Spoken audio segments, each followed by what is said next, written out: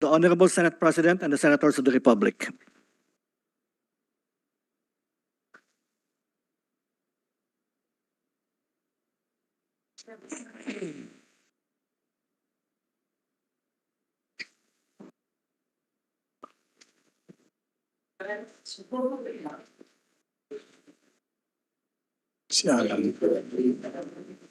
Your mouth with the complex intervention.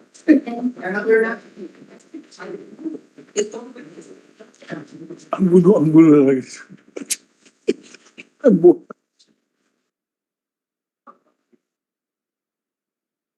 #21st session of the Senate and the second regular session of the 19th Congress is hereby called to order. We will be led in prayer today by our distinguished colleague from Taguig and Pateros, no other than Senator Alan Peter Cayetano.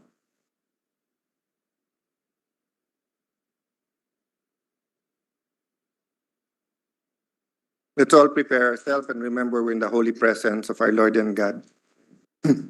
Lord Father God, many, many times we ask you to increase our faith because when we look at you and you tell us that we can move mountains if we had the faith as small as a mustard seed. But you remind us that it is not for us to pray for more faith because you already told us that faith comes from hearing. Faith comes from knowing you, your nature. Faith grows as we get to know you better, as we have faith in each other as an institution, as we have faith in our people because we know our people. You want us to get to know you better. Lord, sometimes we are hungry and we pray for food.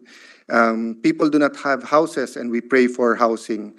People spend many, many hours on the road, and even today, through Senator Grace Poe, we heard the budget of the DOTR. Yet you remind us, seek first your kingdom and your righteousness, and everything, every single thing will be added upon to us. So Lord, as we seek a better country, as we seek transformation, as we seek, Lord God, to please you, we ask that we follow your model. We are a people who keep looking for models, Lord God, models for transportation, models for agriculture, models for change, models for democracy. But there is a model that you have given us through your word. So we lift this up to you and we ask that we may be your legislators in accordance with your way, your will, Lord, and always in accordance with your word. We pray and ask for this in Jesus' mighty name. Amen. Amen. Secretary, please call the roll of members. Roll call of members. The Honorable Senator Angara, Senator Binay, Senator Cayetano Alan, Senator Cayetano Pia, Senator De La Rosa, Senator Ejercito, Senator Escudero, Senator Estrada, Senator Gatchalian, Senator Go, Senator Ontiveros, Senator Lapid, Senator Legarda, Senator Marcos, Senator Padilla, Senator Pimentel, Senator Poe, Senator Revilla, Senator Tolentino, Senator Tulfo, Senator Villanueva, Senator Villar Cynthia, Senator Villar Mark, the Senate President. With 22 senators present, the chair declares the presence of a quorum. Majority Leader, before we start, I'd just like to thank our distinguished colleague from Antique, Senator Lauren Legarda, our Senate President Pro Tem, for this another gift of asin sa buyo? From Botolan, Zambales. Yes, the home province of Senator Jinggoy. I think the mother of Jinggoy is from Zambales. And And also Senator Pimentel. Coco Pimentel, yes, Mr. President. Zambales. Yesterday was asin from Bohol.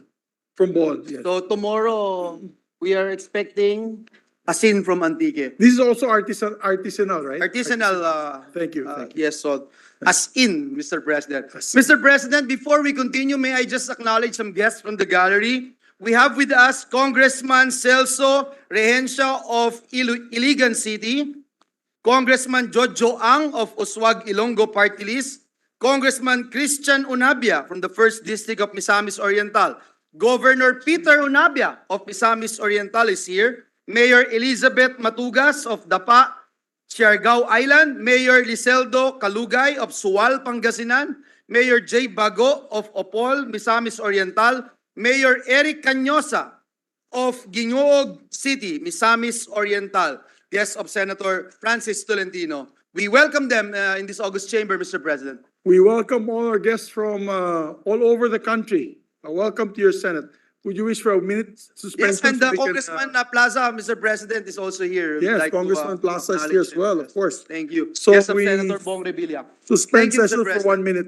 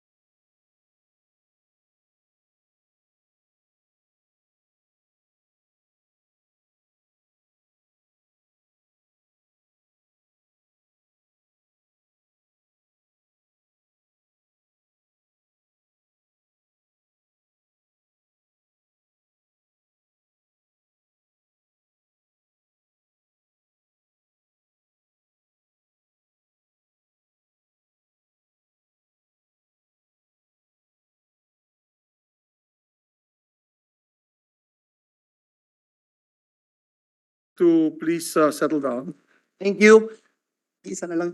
Mr. President, at this juncture, I move that we proceed with the reference of business. There being no objection, I ask the Secretary to proceed with the reference of business. Bill on first reading, Senate number 2434, creating a sustainable framework for the pension system of the armed forces of the Philippines, appropriating funds therefore and for other purposes. Senator Marcos. Committee on National Defense, Government Corporations, Ways and Means and Finance. Resolutions, proposed Senate Resolution 782, congratulating and commending the 2023 Metrobank Foundation Outstanding Filipinos or honored during conference ceremony on August 29, 2023 at the Grand Hyatt Manila in Taguig City, Philippines by Senator Zubiri. To the Committee on Rules. 783, congratulating and commending the students of the Philippine Science High School for their achievements at the 16th International Astronomy and Astrophysics Olympiad held in Warsaw, Poland. Senator Lapid. To the Committee on Rules. 784, congratulating and commending Ernest John E.J. Obiena for winning gold at the 2023 International Stadion Fest in Berlin, Germany. Senator Lapid. To the Committee on Rules. Resolution 785, resolution congratulating and commending Team Philippines for being crowned the overall grand champion at the World Championship of Performing Arts held from July 28 to August 6, 2023 in Anaheim, California, USA. Senator Lapid. To the Committee on Rules. 786, congratulating and commending John Lloyd Cruz for winning the best prestigious Bocalino de Oro Prize for Best Actor at the 76th Locarno Film Festival in Switzerland. Senator Lapid. To the Committee on Rules. 787, resolution to congratulate and recognize Mr. Wency Villanueva and his corgi, Dalbong, for claiming the world winner Best of Breed and Swiss champion titles in the prestigious World Dog Show 2023 held in Geneva, Switzerland from August 24 to 27, 2023. Senator Lapid. To the Committee on Rules. Okay. Additional That's reference. additional reference of business. Resolutions. Proposed Senate Resolution 788, directing the appropriate Senate committee to conduct an inquiry on an incident involving a security guard assaulting a motorcycle rider with a metal barrier and other abuses committed by security guard. Senator Ejercito. To the Committee on Public Order and Dangerous Drugs. 789, directing the appropriate Senate committee to conduct an inquiry on the alleged regular service of search warrants by the PNP CID Group Regional Health Field Unit National Capital Region against Mabini, Batangas Mayor Nilo Villanueva and his brother. Senator Ejercito. Committee on Public Order and Dangerous Drugs, Justice and Human Rights. 791, directing the appropriate Senate committee to conduct an inquiry on the alleged failure of artificial intelligence companies to abide by the labor standards of the Philippines for the Filipino workers. Senator Marcos. Committees on Labor and Employment, Science and Technology. Committee report 119 by the Committee on Foreign Relations on proposed Senate Resolution 790, concurring in the ratification of the agreement between the government of the Philippines and the government of His Majesty the Sultan and Yang de Pertuan of Brunei Darussalam for the avoidance of double taxation and the prevention of fiscal evasion with respect to taxes on income. Recommending its approval without amendment, sponsor Senator Marcos. To the calendar for ordinary business. Majority Leader. Thank you, Mr. President. Mr. President, this juncture and with the permission of the body, I move that we resume consideration of Senate Bill number 1846. This is the bill on the Internet Transactions Act of 2022. I so move, Mr. President. Before I act on that, guys, the reading of the journal, hindi pa namin. The journal, we take up the journal after that motion. You want to After, take up the Mr. President, item? Okay. if it's okay. There being no objection to the motion, motion is approved. Thank you, Mr. President. Mr. President, the parliamentary status of the measures that we are now in the period of individual amendments. And with that, I move to resume the period of individual amendments using the amended copy of the bill dated August 22, 2023 as our working draft. So move, Mr. President. There being no objection, motion is approved. Mr. President, I move that we recognize the sponsor of the measure, the distinguished gentleman from Las Piñas, Senator Mark Villar, to continue with his individual amendments. Our distinguished colleague from the city of Las Piñas, Senator Mark Villar, is recognized. Our Deputy Majority Floor Leader. Mr. President, let me take this opportunity to express my gratitude to the officers who helped us refine this landmark bill.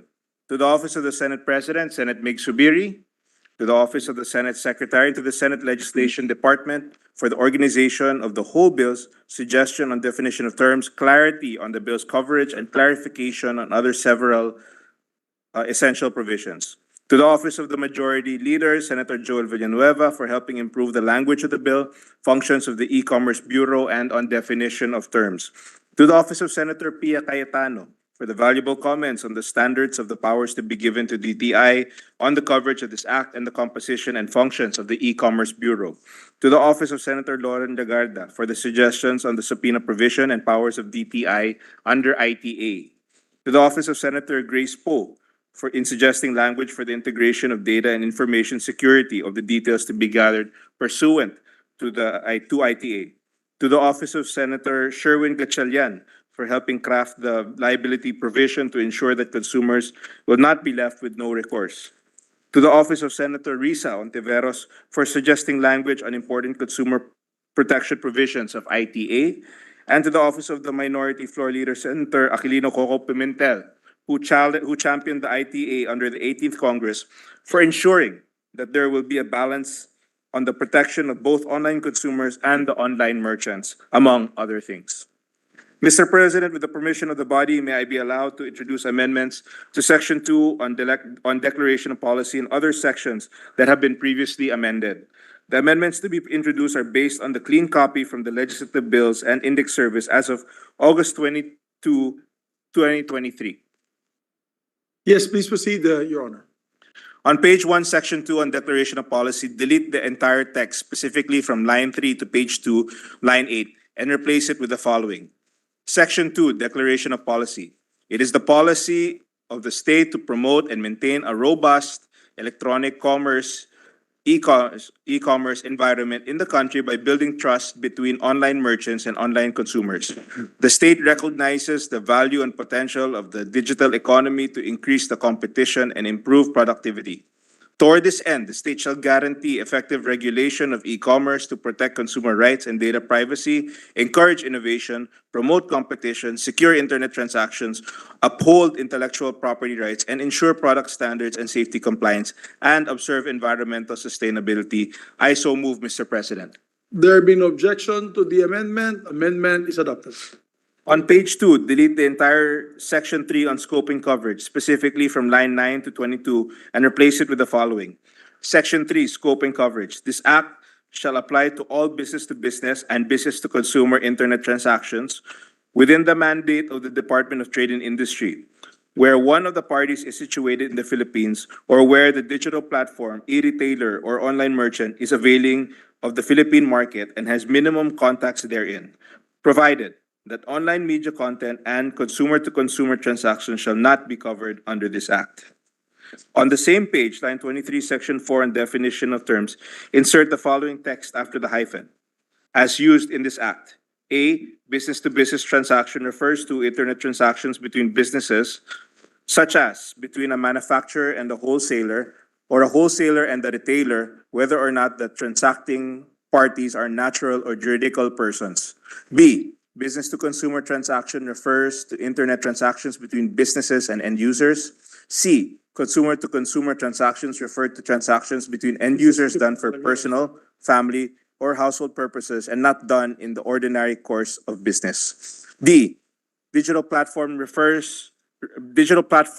refer to information and communication technology-enabled mechanisms that connect and integrate producers and users in online environments where goods and services are requested, developed, and sold, and data generated and exchanged such as, but not limited to e-marketplace, mobile application platforms, online delivery platforms, social media platforms, and travel platforms. E, e-marketplace refers to digital platforms whose business is to connect online consumers with online merchants, facilitate and conclude the sales, process the payment of the products, goods, or services through the platform, or facilitate the shipment of goods or provide logistics services and post-purchase support within such platforms, and otherwise retain oversight over the consummation of the transaction. F, e-retailer refers to a natural or juridical person selling goods or services directly to online consumers through its own website, webpage, or application. G, goods refer to physically or digitally produced items over which ownership or proprietary rights may be established and transferred from one institutional unit to another by entering into a transaction. H, Internet transaction refers to the sale or lease of digital or non-digital goods and services over the internet. For purposes of this act, internet transactions shall also refer to e-commerce. I, online consumer refers to a natural or juridical person who purchases, leases, receives, or subscribes to goods or services over the internet for a fee. J, online merchant refers to a person selling non-financial goods or services to online consumers through an e-marketplace or third-party digital platform. An e-retailer shall also be considered an online merchant if it offers the same goods or services outside its own website through a third-party digital platform, and the online consumer purchases, leases, subscribes to, or obtains the service of the e-retailer through the said third-party platform. And K, producer refers to the manufacturer or importer of goods or any person purporting to be a manufacturer who places its name, trademark, or other distinctive sign on goods. I so move, Mr. President. There being no objection to the amendment, amendment is adopted subject to style. On page 2, delete the entire section 5 on purposeful availment and extraterritorial applications, specifically from page 2, line 24, until page 3, line 4, and replace it with the following. Section 5, extraterritorial application. A person who engages in e-commerce, who avails of the Philippine market to the extent of establishing minimum contacts herein, shall be subject to applicable Philippine laws and regulations and cannot evade legal liability in the Philippines despite lack of legal presence in the country. I so move, Mr. President. There being no objection, amendment is adopted. On page 3, line 17, under section 7, on creation and composition of the e-commerce bureau, insert the phrase, and at least one assistant director after the word director. I so move, Mr. President. There being no objection to the amendment, amendment is adopted. On the same page, line 19, delete the entire sentence beginning with the words there shall be until the word operations on line 20. I so move, Mr. President. There being no objection to the amendment, amendment is approved. Still on the same page, line 23, after the word management, insert the phrase and consistent with civil service laws, rules, and regulations. I so move, Mr. President. There being no objection to the motion, amendment is adopted.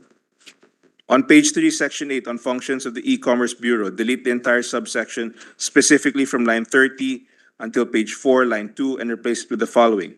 C, exert efforts to enforce the registration of digital platforms and online merchants with the Bureau and to require the submission of information necessary for policymaking and program development purposes, consistent, however, with the principles of minimization and proportionality in data privacy. I so move, Mr. President. There being no objection, amendment is adopted. On page 4, still on section 8, delete the entire subsection E specifically from line 6 until line 9 and replace it with the following.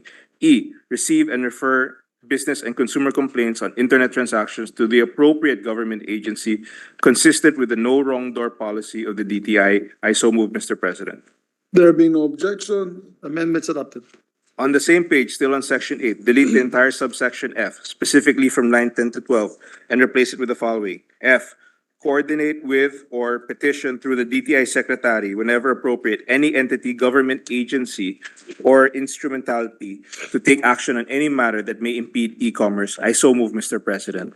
There being no objection to the motion, amendment is adopted. On the same page, lines 13 to 14, section A, subsection G, delete the phrase beginning the word file until the word act and replace with recommend the filing of the appropriate case for violations of this act. I so move, Mr. President. There being no objection to the amendment, amendment is adopted.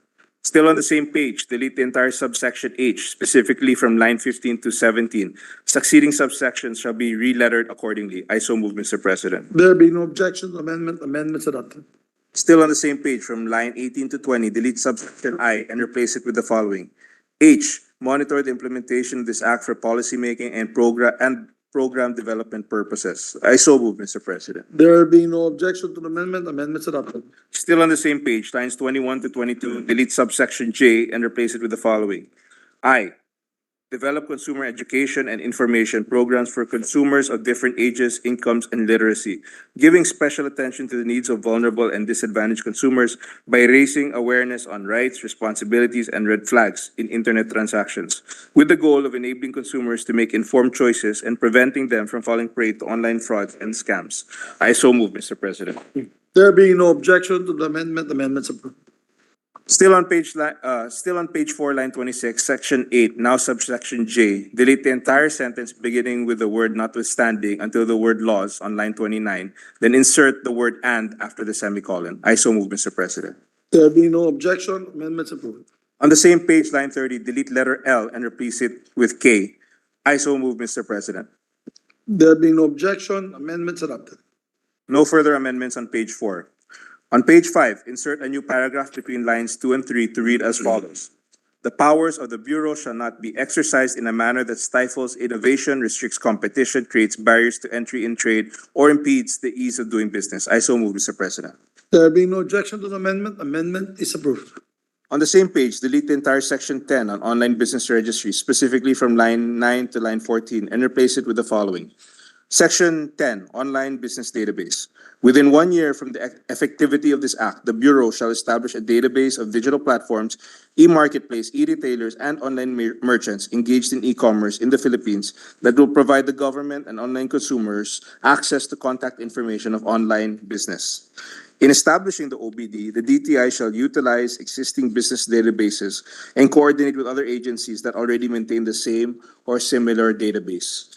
The DTI, in consultation with the DICT, the National Privacy Commission, the Philippine Competition Commission, the Securities and Exchange Commission, the Cooperative Development Authority, and other concerned agencies shall issue the regulations to govern the development, management, operation, and maintenance of the online business, the OBD, the Online Business Database, consistent with Republic Act number 11032 or the Ease of Doing Business and Efficient Government Service Delivery Act of 2018.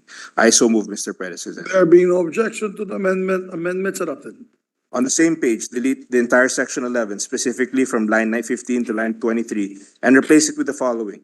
Section 11, E-commerce Philippine Trust Mark. To provide assurance of safety and security in internet transactions, the DTI shall encourage the development of an e-commerce Philippine trust mark, hereinafter referred to as the trust mark, which may be established and operated by an industry-led private sector governance body. I so move, Mr. President. There being no objection to the amendment, amendments approved. On the same page, line 29, section 12, on regulatory jurisdiction of the DTI, delete from the word shall until the word transactions on line 30, and replace it with the phrase, shall exercise regulatory jurisdiction as to the use of internet for conducting e-commerce by e-marketplaces, online merchants, e-retailers, digital platforms, and third-party platforms. I so move, Mr. President. There being no objection to the amendment, amendments approved. Still on the same page, line 31, after the word however, add the word that. I so move, Mr. President. There being no objection, amendments approved. On the same page, still on line 31, delete the phrase or rule-making. I so move, Mr. President. There being no objection, amendments approved. On the same page, on line 32, delete the word any after the phrase an agency by. I so move, Mr. President. There being no objection, amendments approved. No further amendments on page 5. On page 6, line 1, add S to the word law to make it laws. I so move, Mr. President. There being no objection to the amendment, amendments approved. On the same page, line 8, delete the phrase that such services may involve e-commerce and replace it with an e-commerce aspect or feature in such services. I so move, Mr. President. There being no objection to the amendment, amendments approved. On the same page, lines 9 to 14, delete the entire section 13 on subpoena and replace it with the following. Section 13, subpoena. In the exercise of its powers under this act, the DTI Secretary shall have the power to issue summons, subpoena ad testificandum, and subpoena duces tecum to alleged violators or witnesses to compel attendance and the production of documents in investigations or proceedings before the Bureau. Failure to comply with the subpoena ad testificandum and subpoena duces tecum shall authorize the filing of a case for contempt under the rules of the court. A subpoena duces tecum is valid if issued on matters within the jurisdiction of the DTI, is reasonably relevant to the subject matter under investigation, and designates or describes the information or document sought to be produced, allowing it to be identified. I so move, Mr. President. There being no objection to the amendment, amendments approved. Still on page 6, under section 14, on authority to issue compliance order, line 16, delete the phrase against any person found to be in violation of and replace with to require conformity with. I so move, Mr. President. There being no objection, amendments approved. The same page, line 18, still on section 14, delete the word laws and regulation and replace them with the phrase issuances promulgated by the DTI. I so move, Mr. President. There being no objection, amendments approved. Mr. President, may I now proceed with the amendments beginning from section 15 onwards? Please proceed. Still on page 6, delete the entire section 15 on cease and desist orders, specifically from lines 19 to 28. Subsequent sections shall be renumbered accordingly. I so move, Mr. President. There being no objection to amendment, amendments approved. On the same page, delete the entire section 16 on authority to issue takedown order, specifically from line 29 to page 7, line 30, and replace it with the following. Section 15, authority to issue takedown order. The DTI secretary, after investigation or verification, may issue an ex parte takedown order directing the removal of a listing or offer on a website, platform, or application containing the following, regardless of the intended nature of the transaction, when any of the following are present. A, sale or lease of goods or services which are prohibited or regulated under existing laws, such as endangered animals, illicit drugs, fireworks, and other explosive and counterfeit goods, provided that the prohibited nature of the goods and services is apparent from the photo or description in the post. B, sale or lease of goods or services subject of a cease and desist order issued by an appropriate government agency. C, sale or lease of goods or services online previously subject of a takedown order but which are subsequently reposted and proliferated online by the seller under investigation. And D, such other transactions or activities online within the jurisdiction of the DTI purporting to sell or lease goods or services that otherwise threaten public or personal safety, compromises financial or personal information. Other regulatory government agencies may request the DTI to issue a takedown order for the removal of an online listing or offer in violation of laws, rules, or regulations under their jurisdiction. Nothing herein shall preclude the appropriate agency from exercising its regulatory authority, including the issuance of orders directly to the erring person or entity to prevent or stop the sale of goods or services under its jurisdiction. The violating entity shall be given an opportunity to be heard within 48 hours from the issuance of a takedown order. The takedown order shall be directed against the e-retailer or online merchant and the owner or operator of the e-marketplace or digital platform.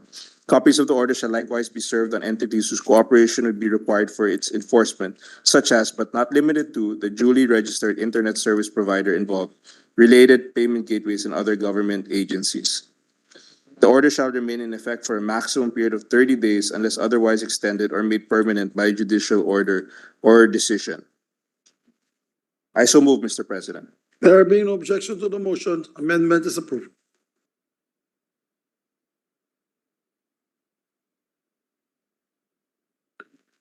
On page 7, delete the entire section 17 on blacklisting of online business, specifically from line 31 to page 8, line 6, and replace it with the following. Section 16, blacklisting of online business.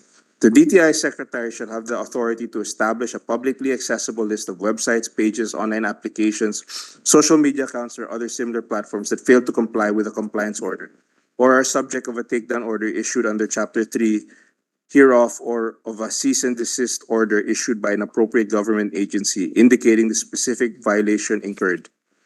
Should the violation consist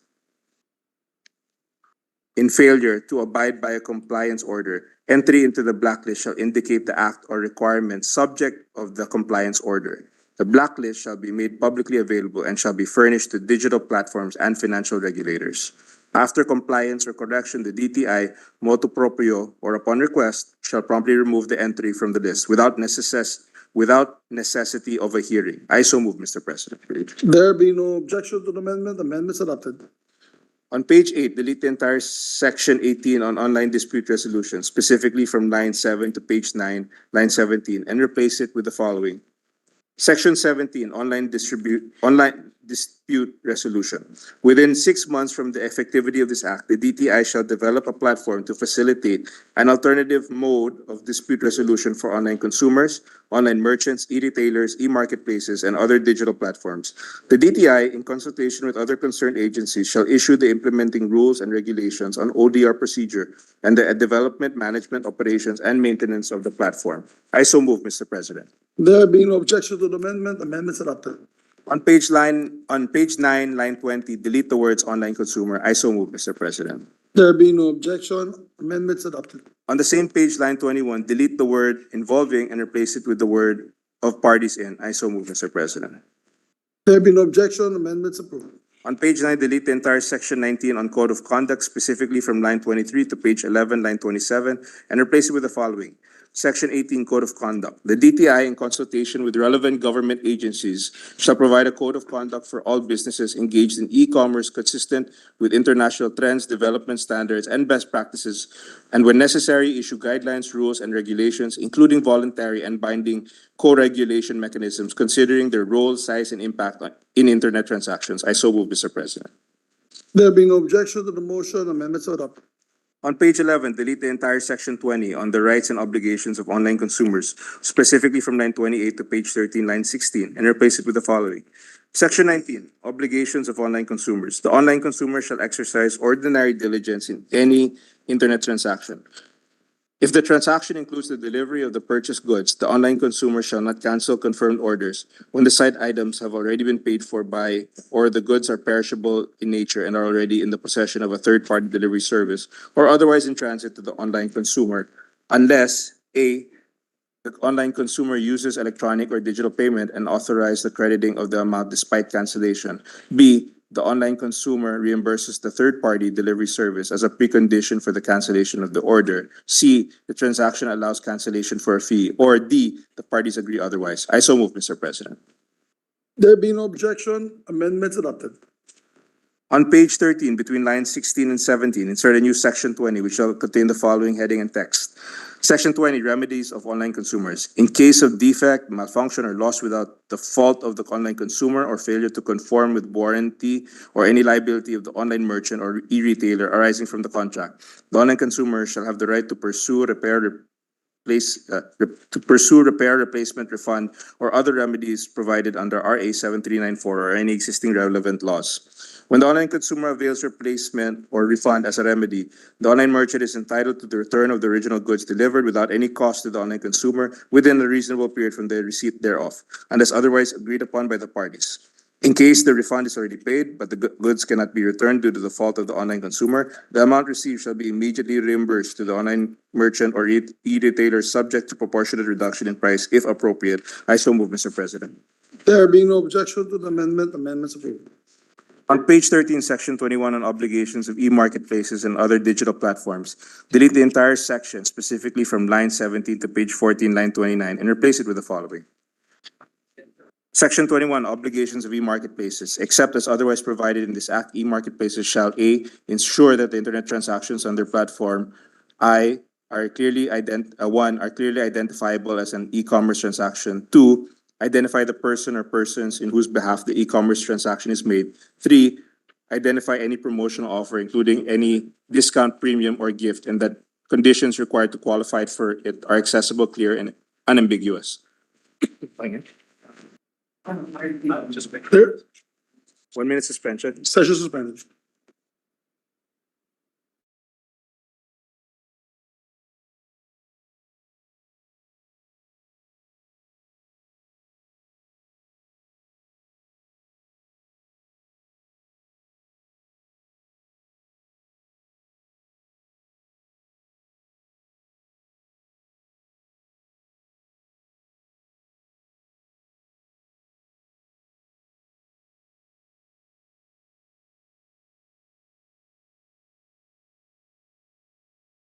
As far as practicable, all online merchants, whether foreign or Filipino, to submit the following prior to listing with their platforms.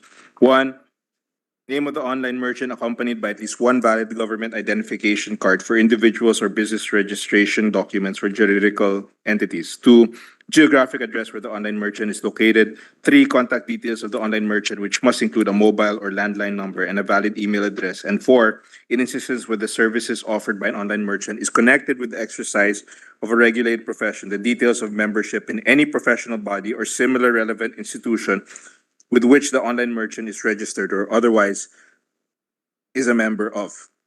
Except for the government identification cards or registration documents mentioned under Section 21, the information required under this paragraph shall be published or posted in the e-marketplace or digital platform for transparency, unless the e-marketplace for e-commerce platform establishes means to facilitate the communication to facilitate communication between online merchants and online consumers, or provides a link to the OBD on the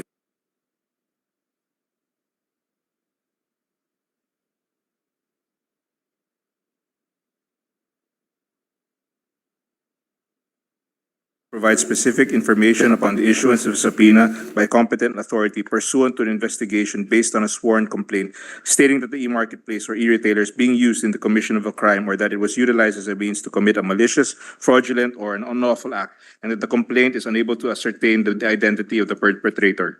D, take the necessary precautions to protect the data privacy of consumers at all times in accordance with the Republic Act number 10173 or the Data Privacy Act of 2012, and comply with the minimum information security standards set by the E-commerce Bureau, NPC, and other issuances of relevant government agencies. Digital platforms and e-marketplaces shall be covered by the provisions of RA 10173 and issuances by the NPC. E, prohibit the sale of regulated goods unless they provide the necessary permits and license information, and contractually obligating their compliance with sale procedures and limitations and other relevant conditions for the sale as may be imposed by any law or local government regulation. F, provide an effective and responsive redress mechanism for online consumers and online merchants to report a user or information posted on the platform that are deemed in violation of relevant laws. G, require all online merchants to clearly indicate the following in their product offers online, regardless of the nature of the goods and services. 1, name and brand of the goods or services. 2, price. 3, description. 4, condition. 5, contact information of the online merchant. In performing their obligations under this section, e-marketplaces and other digital platforms are required to observe ordinary diligence. Failure to do so will subject them to penalties under Section 29 of this Act. I so move, Mr. President. There being no objection to the amendment, amendments adopted. On page 14, delete the entire Section 22, specifically from line 30 to page 15, line 2, and replace it with the following. Section 22, obligations of other digital platforms that do not retain oversight over the consummation of the transaction. Other digital platforms that do not retain oversight over the consummation of the transaction shall have the following obligations. A, enable consumers to distinguish between commercial and non-commercial or private accounts. B, prohibit the sale and advertisement of regulated goods unless they provide the necessary permits and license information, and contractually obligating their compliance with the sale procedures and limitations and other relevant conditions for the sale as may be imposed by any law or local government regulation. C, require online merchants to indicate the following in their product offers online, regardless of the nature of the goods and services. 1, name and brand of the goods or services. 2, price. 3, description. 4, condition. D, provide an effective and responsive redress mechanism for online consumers and online merchants to report a user or information posted on the platform that are deemed in violation of relevant laws. E, maintain as far as practicable an updated list of accounts that make use of the platform for e-commerce. The platform shall be required to provide specific information upon the issuance of a subpoena by a competent authority pursuant to an investigation based on a sworn complaint stating that the platform covered under this section is being used in the commission of a crime, or that it was utilized as a means to commit a malicious, fraudulent, or unlawful act, and that the complaint is unable to ascertain the identity of the perpetrator. F, take the necessary precautions to protect the data privacy of consumers at all times in accordance with RA 10173 and comply with the minimum information security standards set by the E-commerce Bureau, NPC, and other issuances of relevant government agencies. Digital platforms and e-marketplaces shall be covered by the provisions of the Data Privacy Act and issuances by the NPC. In performing their obligations, platforms covered under this section are required to observe ordinary diligence. Failure to do so will subject them to penalties under Section 29 of this Act. I so move, Mr. President. There being no objection to the amendment, amendments approved. No further. Do you want to take a 30-second break? Tapusin na natin to, SP. Sige. Tuloy mo na. Nawala ako sa'yo, Mr. Sponsor. No further amendments on page 14. On page 15, line 4, delete the phrase goods, services, or digital products as defined under this Act and replace with digital or non-digital goods and services. I so move, Mr. President. There being no objection, amendments approved. On the same page between lines 5 and 6, insert a new subsection A followed by the phrase indicate the price of goods and services offered consistent with Article 81 of RA 7394. Succeeding subsections under this section shall be re-lettered accordingly. I so move, Mr. President. There being no objection, amendments approved. On the same page, line 9 to 10, under Roman numeral I of now subsection B, delete the word other features required by the sales contract and are fit, and replace them with the word fitness. I so move, Mr. President. There being no objection, motion is approved. On the same page, lines 10 to 11, still under Roman numeral 1 of now subsection B, delete the phrase by their nature. I so move, Mr. President. There being no objection, amendments adopted. On page 16, line 9, and every mention thereafter, delete the words digital product and replace them with digital goods or services. I so move, Mr. President. There being no objection, amendments adopted. On the same page, line 10, delete the word has and replace it with have. I so move, Mr. President. There being no objection, amendments adopted. On the same page, delete the entire subsection D, specifically from line 14 to 23. Succeeding subsections under this section shall be relettered accordingly. I so move, Mr. President. There being no objection, amendments adopted. On the same page, delete subsection F, specifically from line 27 until page 17, line 14, and replace with the following. F, an e-retailer shall, Roman numeral 1, publish on its homepage the following. 1, its corporate and trade or business name as may be appropriate. 2, address of the physical shop or place of business. 3, contact details of the e-retailer, which must include a mobile or landline number and a valid email address to ensure direct and efficient communication with online consumers. And 4, in instances when the services offered by an e-retailer is connected with the exercise of a regulated profession, the details of a membership in any professional body or similar relevant institutions with which the e-retailer is registered or otherwise is a member of. The foregoing shall be submitted to the Bureau and must be accompanied by at least one government identification card or registration documents as valid proof of identity. Roman numeral 2, take the necessary precautions to protect the data privacy of consumers at all times in accordance with the RA 10173 and comply with the minimum information security standards set by the E-commerce Bureau, NPC, and other issuances of relevant government agencies. E-retailers and online merchants shall be covered by the provisions of the RA 10173 and issuances by the NPC. I so move, Mr. President. There being no objection, amendments approved. On the same page, line 15, now subsection G, delete the entire text until line 17 and replace it with the following. H, where the retailer or online merchant is engaged in delivery service, it should have the right to require its online consumers to provide at least valid email address or mobile phone number before entering into a transaction. I so move, Mr. President. There being no objection, amendments approved. On the same page, line 19, subsection H, delete the entire sentence beginning with the words an electronic invoice until the word receipt on line 20. I so move, Mr. President. There being no objection, amendments adopted. On the same page, delete the entire sentence from lines 23 to 26, beginning with the words any agreement until the words condition. I so move, Mr. President. There being no objection, amendments adopted. Still on the same page, delete the entire section 24 on obligations of online consumers of online delivery services, specifically from line 27 until page 18, line 19. Succeeding sections shall be renumbered accordingly.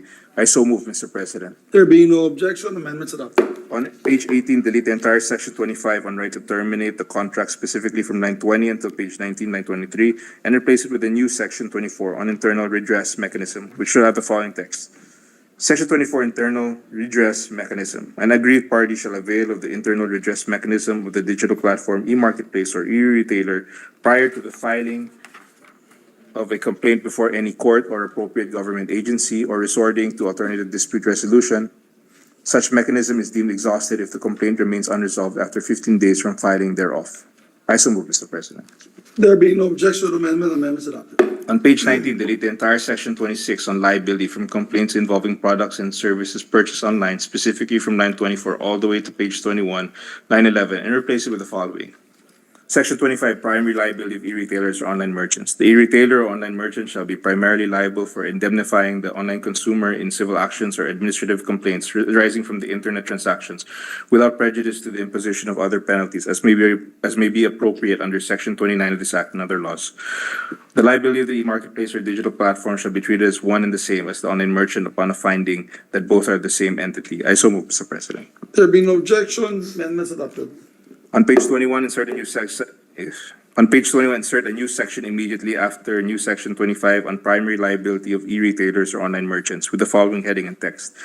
Section 26, subsidiary liability of e-marketplaces or digital platforms. The e-marketplace or digital platform that facilitated the internet transaction subject of a civil action or administrative complaint shall be subsidiarily liable to the online consumer if any of the following circumstances are present. A, the digital platform or e-marketplace failed to exercise the ordinary diligence in complying with its obligations under Section 21 and 22 hereof, resulting in loss or damage to the online consumer. Or B,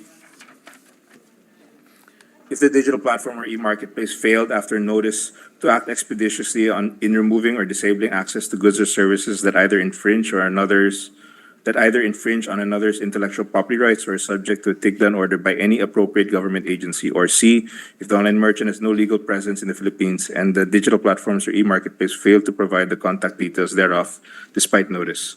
The subsidiary liability or digital platforms or e-marketplaces shall be limited only to the extent of damages suffered by the online consumer as a direct result of the transaction without prejudice to other liabilities that may be incurred under this act or other laws. Digital platforms or e-marketplaces shall not be held liable for their reliance in good faith on an online merchant's representations, warranties, or submitted registration documents, regardless if such information or documents are later proved to be inaccurate, false, or untrue, provided that the digital platform or e-marketplace must show evidence of good faith and that reasonable effort was exerted to ascertain and maintain the accuracy, authenticity, and veracity of the documents or information submitted. I so move, Mr. President. There being no objection, amendments adopted. On the same page, immediately after new Section 26 on subsidiary liability of e-marketplaces or digital platforms, insert a new section with the following heading and text. Section 27, solidarity liability of e-marketplace or digital platform. The e-marketplaces or digital platform shall be solidarily liable if it fails after notice to act expeditiously to remove or disable access to goods or services appearing on its platform that are prohibited by law, imminently injurious, unsafe, or dangerous. Liability under this section shall be without prejudice to the imposition of penalties as may be appropriate under Section 29 of this act or other laws. I so move, Mr. President. There being no objection to the motion, amendments approved. On page 21, delete the entire Section 27 on damages, specifically from line 16 to line 21, and replace it with the following. Section 27, damages. The consumer may claim damages by filing a case before the court or the DTI within 2 years from this time the cause of action arose. The right to damages under this section shall be governed by the Civil Code, RA 7394, and other existing laws. I so move, Mr. President. There being no objection, amendment is approved. Still on the same page, delete the entire Section 28 on penalties, specifically from lines 22 all the way to page 23, line 13, and replace it with the following. Section 29, penalties. The DTI shall impose the following administrative fines as penalty against A, an online merchant or retailer that sells, leases, or allows the sale or lease of goods or services, whether digital or not, that are imminently injurious, unsafe, dangerous, or illegally done through the internet shall be punished under the laws, rules, and regulations that prohibit or regulate such acts. The same penalty shall also be imposed against a digital platform or e-marketplace if upon notice it failed to remove the content or listing that are considered imminently injurious, unsafe, dangerous, or illegal. B, an online merchant or retailer found guilty of any deceptive, unfair, or unconscionable sales act or practice done through the internet shall be in addition to the penalties imposed under RA 7394, punished with Roman numeral 1, a fine ranging from 20,000 pesos to 100,000 pesos for the first offense. Roman numeral 2, a fine ranging from 100,000 pesos to 500,000 pesos for the second offense. Roman numeral 3, a fine ranging from 500,000 pesos to 1 million pesos for the third and subsequent offenses.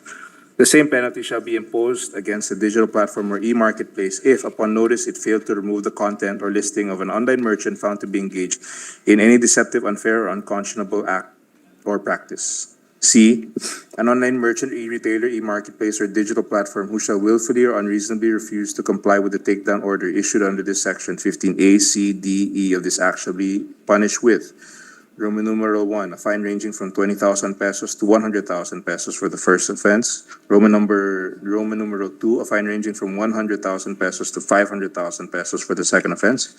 Roman numeral 3, a fine ranging from 500,000 pesos to 1 million pesos for the third and subsequent offenses. D, any person found in violation of section 19 or 20 of this act shall be punished in addition to the value of the goods or services subject to the transaction with Roman numeral 1, a fine not less than 100 pesos but not more than 5,000 pesos for goods or services amounting to not more than 100 pesos. Roman numeral 2, a fine not less than 1,000 pesos but not more than 10,000 pesos for goods and services amounting to more than 100 pesos but less than 1,000 pesos. Roman numeral 3, a fine not less than the value of the goods or services, but in no case shall exceed 20,000 pesos for goods or services which price exceeds 1,000 pesos. E, an online merchant, e-retailer, e-marketplace, or digital platform found in violation of section 21, 22A, 22G, or 22J of this Act shall be punished with Roman numeral 1, a fine ranging from 5,000 pesos or 10,000 to 10,000 pesos for the first offense.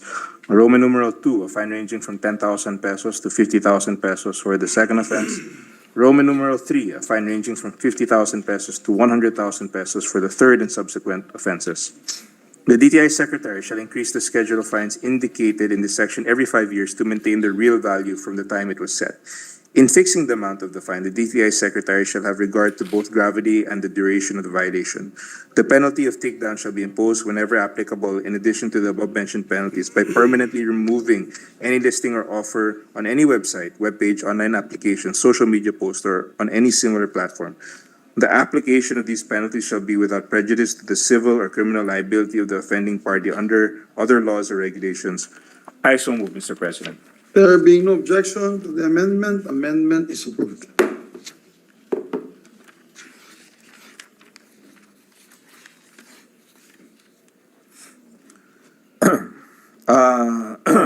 On page 23, delete the entire section 29 on Oversight Committee, specifically from line 14, all the way to page 24, line 2, and replace it with the following.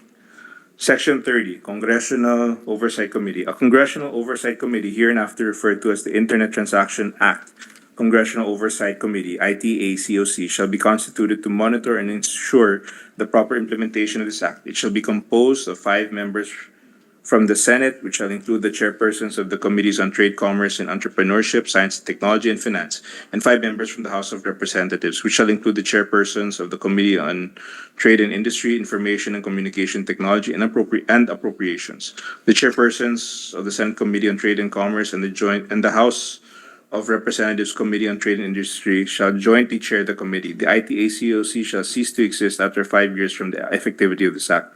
I so move, Mr. President. There being no objection, amendment is approved. On page 24, delete the entire section 30 on implementing rules and regulations, specifically lines 3 to 32, and replace it with the following.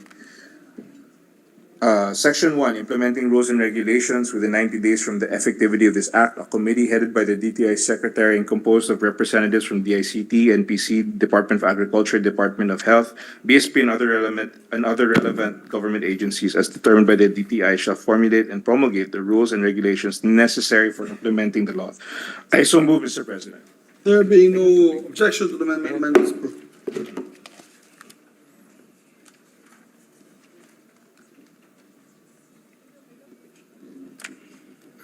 Here.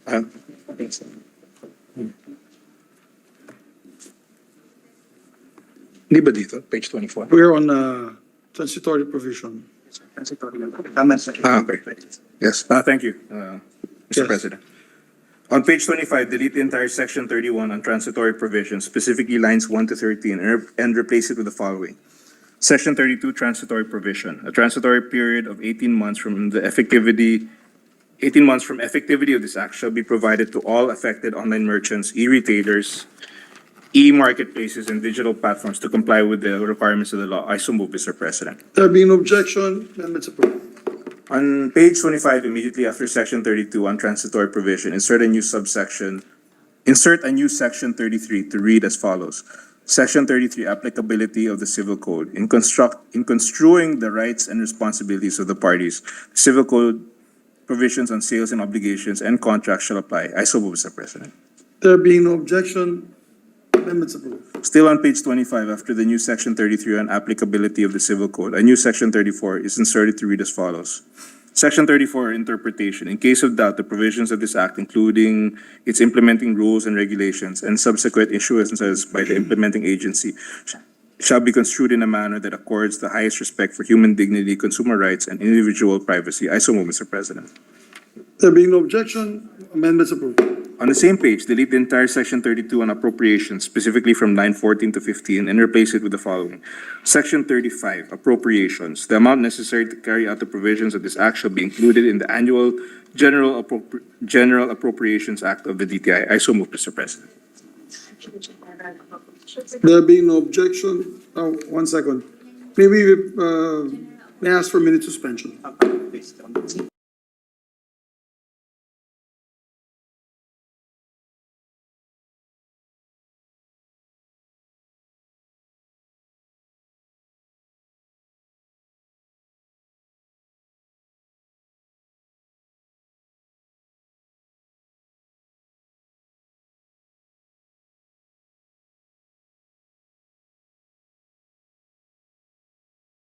The wording, and the wording is, the provisions of this act will be included in the Annual General Appropriations Act of the DTI. The wording, according to the Secretariat, is, it should just be General Appropriations Act of the So I'll DTI. just read it without of the DTI. Ay, ganun ba? Is it of the DTI or So I'll just read it as Annual General Appropriations Act without period? of the D, yeah, period. Yes. Okay, so So, I'll read it now, Mr. yes, President. please, will you read the So on the same page, delete the entire section 32 on appropriations, specifically from line 14 to 15, and replace it with the following. Section 35 appropriations. The amount necessary to carry out the provisions of this act shall be included in the Annual General Appropriations Act. I so move, Mr. President. There being no objection, amendments approved. On the same page, delete the entire section 33 on separability clause, specifically lines 16 to 18, and replace it with the following. Section 36, separability clause. If any provision of this act is declared unconstitutional, the remainder thereof not otherwise affected shall remain in full force and effect. I so move, Mr. President. There being no objection, amendments approved. On the same page, delete the entire section 34 on repeating clause, specifically lines 19 to 22, and replace it with the following. Section 37, repeating clause. All laws, presidential decrees, executive orders, letters of instruction, and administrative regulations that are consistent with the provisions of this act are hereby repealed, amended, or modified accordingly. I so move, Mr. President. There being no objection, amendments adopted. On the same page, delete the entire section 35 on effectivity, specifically lines 23 to 26, and replace it with the following. Section 38, effectivity. This act shall take effect after 15 days following the completion of its publication in the official gazette or in a newspaper of general circulation. I so move, Mr. President. There being no objection, amendment is approved. I further move that the Secretariat be authorized to make the necessary formal adjustments subject to style. Yes, we'd like to make the motion that all of this is subject to style on the commas, periods, positioning of the wordings, with the permission of the body. So approved. Congratulations to our sponsor. That was a lot of amendments, That was a long one. Thank you, Mr. President. 28 pages. Thank you. Thank you, Mr. President. Thank you, Senator Villar. Mr. President, this juncture, I move that we suspend consideration of Senate Bill number 1846. I so move, Mr. President. Yes, to provide us with a clean copy. Yes, Last Mr. Secretary, So President. maybe we can act on it tomorrow. Hopefully by tomorrow, Hopefully. Mr. President. Yes. Thank you. Thank you, Mr. President. There being no objection, motion is approved. And it being certified, Your Honor, we can also approve it on third reading tomorrow. And then we can appoint already the bicameral conference committee. Yes, Mr. President. We have not gotten yet the bicameral conference committee members of the bills that we passed yesterday on third reading. We'll ask Senator Villar And as well Gatchalian. as Senator Gatchalian.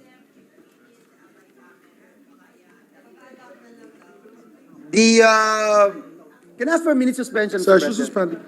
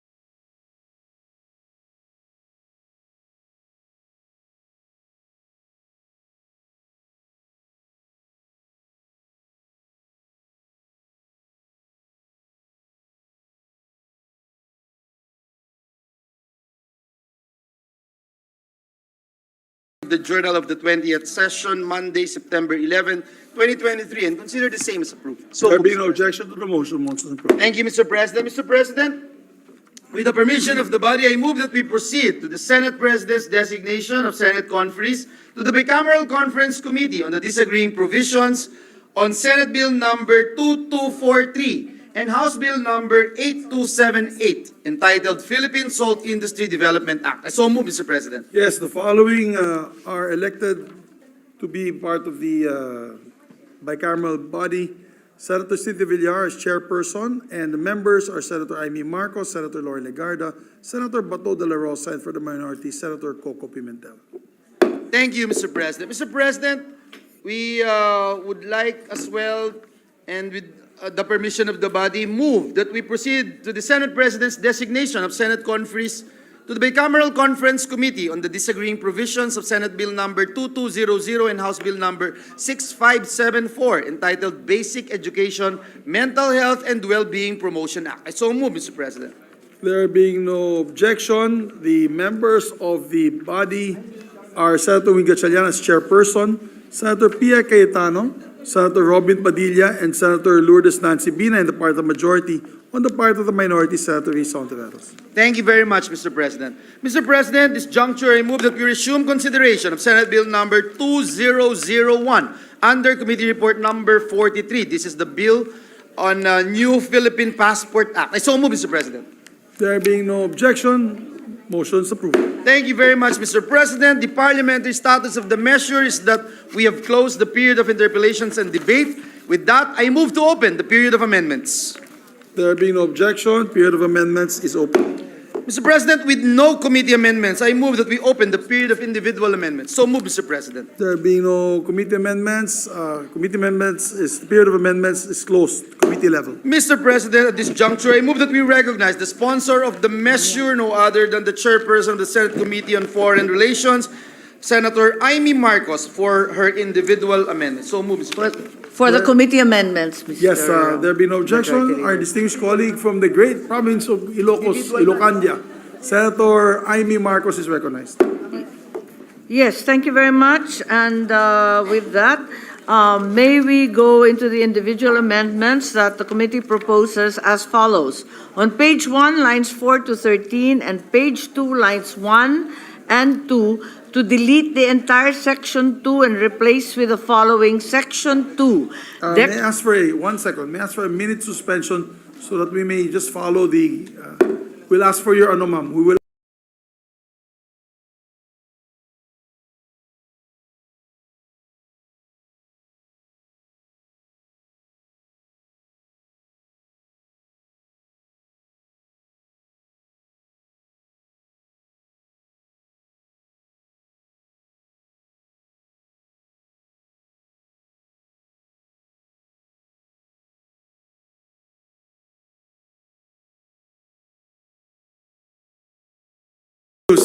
Attorney Mabig gave me the wrong page. Okay, so shall we start? My apologies. Please proceed. Okay, I think we're all in possession of the same copy. Yes, please And that being the case, the first amendment will be as follows. On page 1, lines 4 to 13, page 2, lines 1 and 2, to delete the entire section 2 and replace with the following. Section 2, Declaration of Policy, Article 3, Section 6 of the Constitution provides that the right to travel shall not be impaired except in the interest of national security, public safety, or public health, as may be provided by law. It is the policy of the state to protect the people's constitutional right to travel while ensuring issuance of passport or any other travel document in line with international instruments and using secure passport personalization and data management technologies to enhance and protect the unimpaired exercise of the right to travel.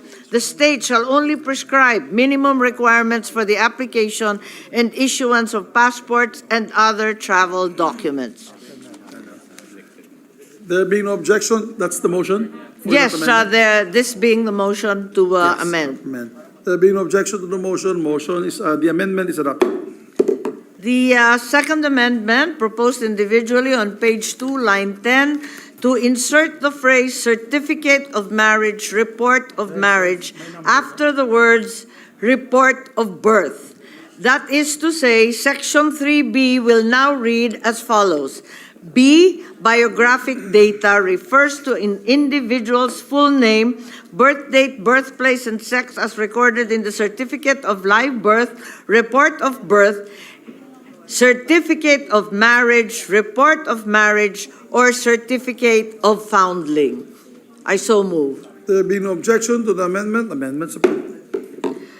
On page 2, line 16, the subsection on the Convention on International Civil Aviation or Chicago Convention will be renumbered as subsection G.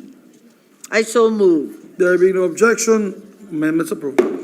On page 2, line 19, to add a period after the word services, and thereafter add the words it was before the word sign. I so move.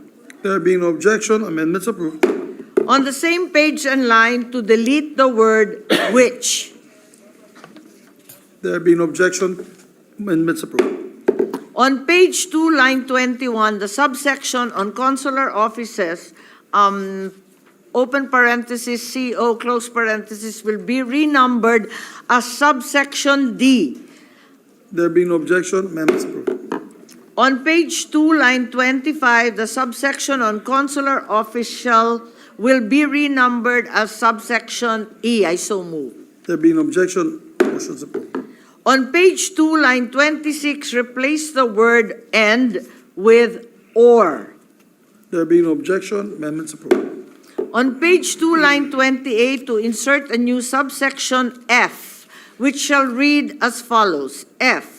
Consular services refers to services relating to the exercise of consular functions such as issuing passports, other travel documents, and visas, acting as notary and civil registrar, and all other related functions and capacities. I so move. There be no objection. Amendments adopted. On page 2, line 29, the subsection on foundling will be renumbered as subsection I. I so move. There be no objection. Amendments approved. On page 2, lines 29 to 32, replace the definition of foundling with the following.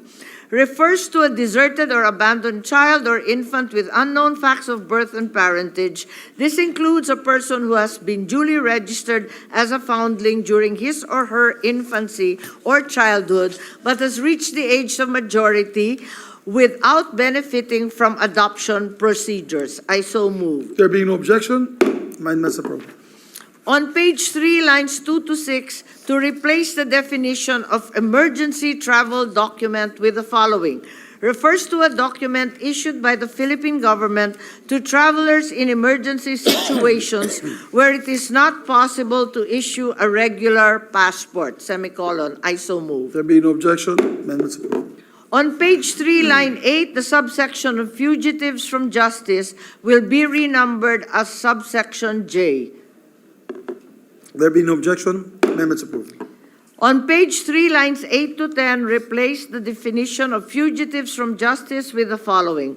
Refers to those who flee under the following circumstances. 1, after conviction by a Philippine court to avoid punishment, or 2, after being charged in a Philippine court to avoid prosecution. I so move. There being no objection, motion is approved. On page 3, line 12, the subsection on foreign service post, FSPs, will be renumbered as subsection K. There I being so no move. objection, amendments approved. On page 3, line 15, the subsection on ICAO will be renumbered as subsection L. I so move. There being no objection, amendments approved. On page 3, lines 15 to 18, replace the whole subsection with the following. International Civil Aviation Organization, ICAO, refers to the specialized agency of the United Nations, UN, that manages the administration and governance of the Convention on International Civil Aviation, or the Chicago Convention, of which the Philippines became a party in 1947. I so move. There being no objection, amendments approved. On page 3, line 20, the subsection on issuing authority to be renumbered as subsection M. I so move. There being no objection, amendments approved. On page 3, line 24, the subsection on legal guardians will be renumbered as subsection N, Norway. I There being so no move. objection, amendments approved. On page 3, line 25, to delete the comma after the word law. I so move. There being no objection, motion is approved. On the same page and line, to delete the word over before the words persons. I so move. There being no objection, amendments approved. On the same page and line, replace the word over after the word persons with the word above. I so move. There being no objection, amendments approved. On page 3, lines 30 to 31, delete the entire subsection N on large scale. There I being so no move. objection, amendments approved. On page 4, lines 1 to 5, replace the definition of machine-readable travel document with the following. Refers to a travel document conforming with the specifications contained in ICAO document 9303. I so move. There being no objection, amendments approved. On page 4, line 11, insert the new subsections Q and R, which respectively read as follows. Q, passport personalization. The process by which the biometric data, biographical data, and the signature are applied to the passport. R, passporting services refers to services relating to the processing, encoding, transmission, personalization, and releasing of passports, including online services and all other related functions and capacities. I so move. There being no objection, amendments approved. On page 4, line 12, the subsection on recognized alien residents will be renumbered as subsection S. There being no objection, amendments approved. On page 4, line 16, the subsection on refugee to be renumbered as subsection T, Tokyo. I so move. There being no objection, amendments approved. On page 4, line 24, the subsection on stateless person will be renumbered as subsection U. I so move. There being no objection, motion is approved. On page 4, lines 27 to 29, to delete the entire subsection T, Tokyo, on syndicate. I so move. There being no objection, motion is approved. On page 4, line 30, to insert a new subsection 5, subsection V, which shall read as follows. V, travel document refers to an official document issued by the Philippine government and is used by the holder for international travel. I so move. There being no objection, amendments approved. On page 5, line 1, add the abbreviation DFA before the word secretary and thereafter enclose the words DFA secretary in quotation marks. Thereafter, I propose an omnibus amendment to add DFA before the word secretary pertaining to the Secretary of Foreign Relations every time it is mentioned in the bill. I so move. There being no objection, amendments approved. On page 5, line 1, to replace the word officer with official. I so move. There being no objection, amendments approved. On page 5, line 9, sections 4 and 9 with sections 5 and 9. I so move. There being no objection, motion is approved. Page 5, line 11, to delete the word however. I so move. There being no objection, amendments approved. On page 5, line 15, to add the phrase to allow for a safe return journey by a Filipino to the Philippines after the word document. I so move. There being no objection, amendments approved. On page 5, line 17, to add the words application and before the word issuance. I so move. There being no objection, motion is approved. On page 5, line 21, to insert a new subsection A, which reads as follows. A, personal appearance for biometric and biographical data capturing. I so move. Is it biographical or biographic data capturing? Biographic data capturing. Thank you, Senate President. Thank you. There being no objection, motion is approved. To renumber the succeeding subsections accordingly. On page 5, line 24, add the word S in the word include and replace and Replace the replace word are with is. I There so being no move. objection, motion is approved. On page 5, line 28, to delete the phrase or its successor agency. I so move. There being no objection, motion is approved. On page 6, line 5, replace the word of after the word certificate with and. I so move. There being no objection, motion is approved. On page 6, lines 10 to 11, to delete the phrase individual's record in Philippine identification system, open quote, PhilSys, close quote, as provided for in section 6 of, close quote, and replace with applicants, Phil ID issued pursuant to. I so move. There being no objection, motion is approved. On page 6, lines 12 to 13, delete open quote and its future amendments, close quote. There I being so no move. objection, motion is approved. On page 6, line 17, delete the phrase or its successor agency. There being no objection, motion is approved. On page 6, line 21, delete the word authenticated. I so move. There being no objection, motion is approved. On page 6, lines 23 and 24, to delete the phrase or its successor agency. I so move. There being no objection, motion is approved. On page 6, line 31, replace the abbreviation DSWD with Department of Social Welfare and Development. I so move. There being no objection, motion is approved. On page 7, line 2, delete the abbreviation CDCLAA. I so move. There being no objection, motion is approved. Page 7, line 3, delete the abbreviation NACC. I so move. There being no objection, motion is approved. On page 7, line 4, replace the phrase otherwise known as with or.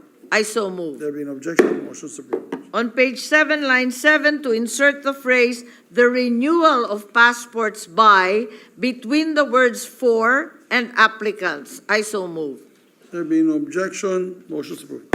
On page 7, line 7 to 8, replace for before migrant with by and delete the phrase who are renewing their passports. I so move. There being no objection, motion is approved.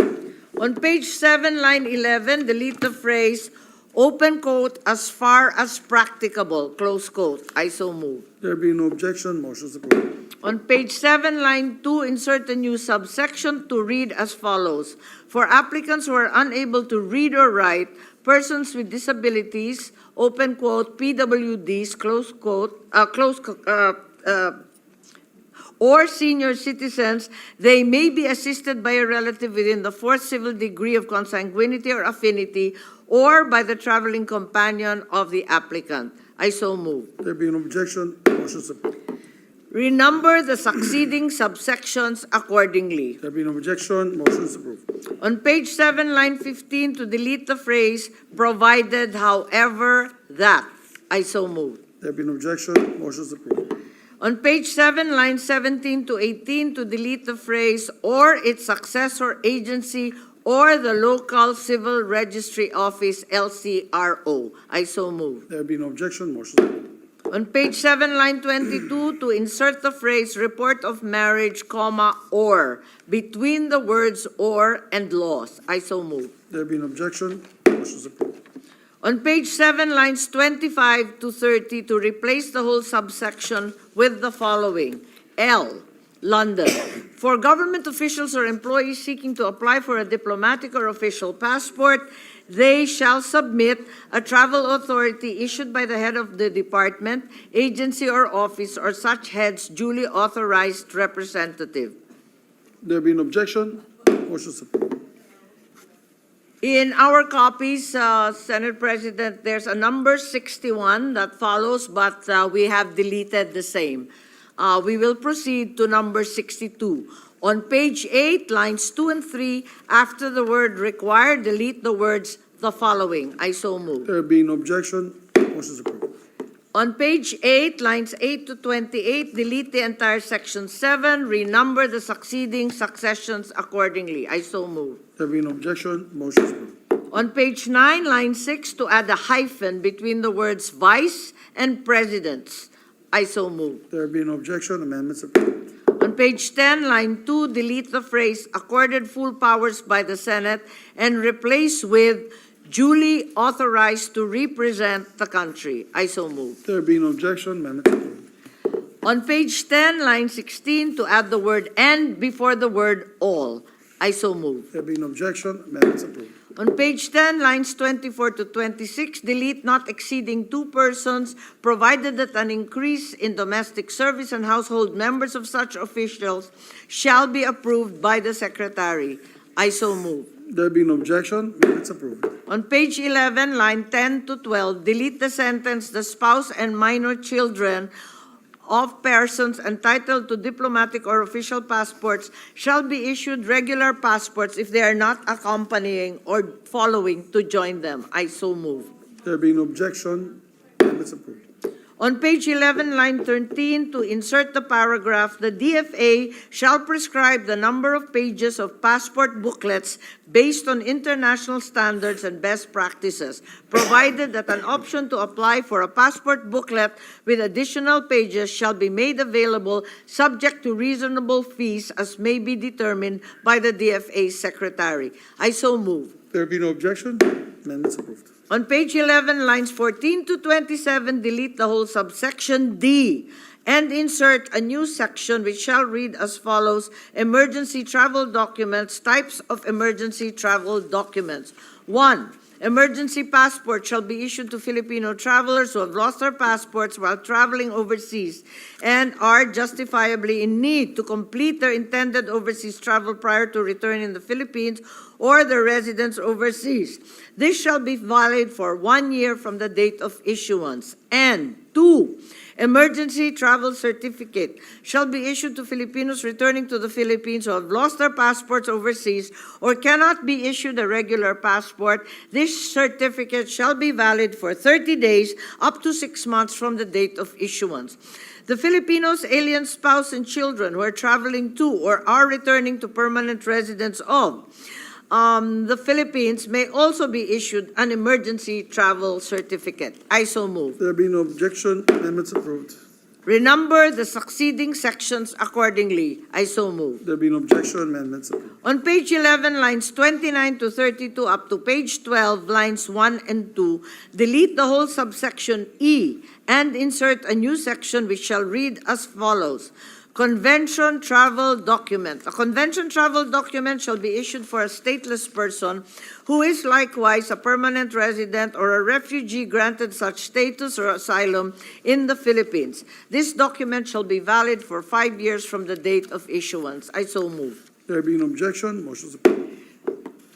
Renumber the succeeding sections accordingly. I so move. There being no objection, motion is approved. On page 12, lines 4 to 5, add a semicolon after the phrase "issuance of passport" and thereafter delete the word "or." I so move. There being no objection, amendments approved. On the same page and line, add a semicolon after the phrase "cancellation of passport." I so move. There being no objection, amendments approved. On page 12, line 9, insert the phrase "issuance of" in between the words "of" and "passport." I so move. There be no objection, amendments approved. On page 12, lines 11 to 17, replace subparagraphs 1 and 2 with the following. 1. Upon orders of the court to hold the departure of an individual. 2. Upon submission of a duly notarized request by the person exercising parental authority over a minor or incapacitated applicant. Period. There being no objection, amendments approved. On page 12, line 20, to replace the semicolon with a period. There being no objection, amendments approved. Okay. Page 15. Page 15. Page 15 of your amendments, rather. Yes, of the Yes. amendments, that's correct. Yes, we have replaced the number 79 in your copy with a new amendment. If you will follow me on page 12, line 20, after the semicolon, add the word "or." There being no objection to the motion, amendments approved. The original number 79 in that list is deleted. Instead, we go further to number 80, page 12, line 26, replace on with upon. I so move. There being no objection, amendments approved. Page 81, number 81, page 12, line 30, replace on with upon. I so move. There being no objection, amendments approved. On page 13, lines 1 to 7, replace the whole subparagraph 3 with the following. 3. Upon orders of the court, when the holder is a suspected terrorist charged with any violation under sections 4, 5, 6, 7, 8, 9, 10, 11, and 12 of Republic Act number 11479, or the Anti-Terrorism Act of 2020, provided that the passport may be issued upon A, acquittal of the accused, B, dismissal of the case filed against such person, or C, the discretion of the court on the motion of the prosecutor or of the accused. I so move. There being no objection, amendments approved. On page 13, line 15, insert a new paragraph to read as follows. Denial of passport application or cancellation of passport for reasons other than by order of the court may be appealed to the DFA secretary. I so move. There being no objection, amendments approved. On page 13, line 16, replace the second of with on. I so move. There being no objection, motion is approved. On page 13, line 25, replace the words United Nations with the abbreviation UN. I so move. There being no objection, amendments approved. On page 13, lines 28 to 32, up to page 14, lines 2 to 27, delete both sections and replace with the following. Passport database. The DFA shall maintain and operate its own database which shall contain the following. A, applicants' biographical data, biometric data, demographic data. B, record of denials, cancellations, stolen and lost passports. And C, such other information as may be necessary to implement this act. The DFA, in coordination with the Department of Information and Communications Technology, National Privacy Commission, the PSA, and other pertinent agencies shall implement appropriate organizational, technical, and physical security measures to ensure that the information gathered for the passport database is protected against tampering, loss, destruction, damage, and unauthorized access, use, and disclosure. I so move. There being no objection, amendments approved. Renumber the succeeding sections accordingly. I so move. There being no objection, amendments approved. On page 14, lines 29 to 31, delete the entire section and renumber the succeeding sections accordingly. I so move. There being no objection, amendments approved. On page 15, line 2, delete the word however. I so move. There being no objection, amendments approved. On page 15, lines 9 to 10, delete the phrase, the holder being a mere possessor thereof for the duration of the passport's validity. I so move. There being no objection, amendments approved. On page 15, line 11, delete the phrase government through the department and replace with the abbreviation DFA. I so move. There being no objection, amendments approved. On page 15, line 13, delete the phrase confiscated passport or travel document to the department and replace with same to DFA. I so move. There being no objection, amendments approved. On page 15, line 14, insert a new paragraph to read as follows. Persons who confiscate or otherwise withhold a passport without authority, therefore, shall be punished in accordance with Section 22E of this Act. I so move. There being no objection, amendments approved. Delete page 15, lines 21 to 29, up to page 16, lines 1 to 22, and renumber the succeeding sections accordingly. I so move. There being no objection, amendments approved. On page 16, lines 24 to 30, up to page 17, lines 1 to 8, replace the whole section with the following. Loss or destruction of a passport. The loss or destruction of a passport shall be immediately reported to the DFA or a foreign service post by submitting an affidavit stating in detail the circumstances of such loss or destruction. A person who subsequently manages to locate his or her lost passport shall turn over the same to the DFA. An affidavit stating the location of the passport and the person or entity in possession thereof shall be submitted in case physical turnover of the lost passport is not feasible. I so move. There being no objection, amendments approved. On page 17, lines 10 to 17, replace the entire section with the following. Fees. Reasonable fees shall be collected collected for the processing and issuance of a passport or a travel document, provided that any fee shall not be increased more than once every 3 years. Senior citizens and PWDs shall be entitled to a 20% discount on the application fees. I so move. There being no objection, amendments approved. On page 17, lines 20 to 21, to delete the phrase "with the assistance and cooperation of other agencies involved in the procurement and issuance of the requirements enumerated in Section 5 of this Act, the." I so move. There being no objection, amendments approved.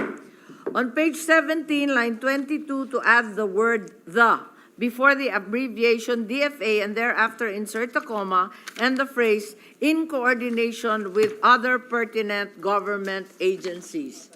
There being no objection, amendments approved.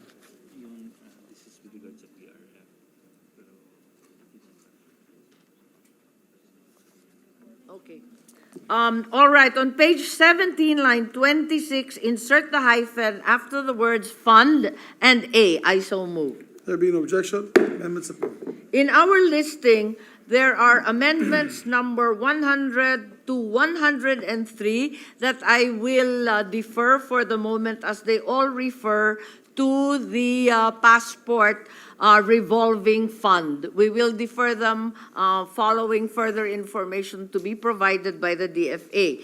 So let us proceed to page 18, line 10, insert a new section which shall read as follows. Off-site and mobile passport services.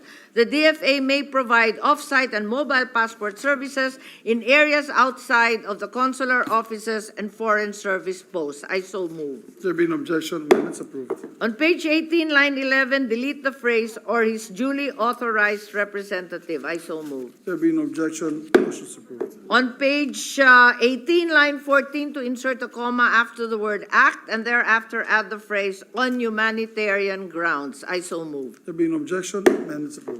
On page 18, line 16 to 23, to replace the entire section with the following.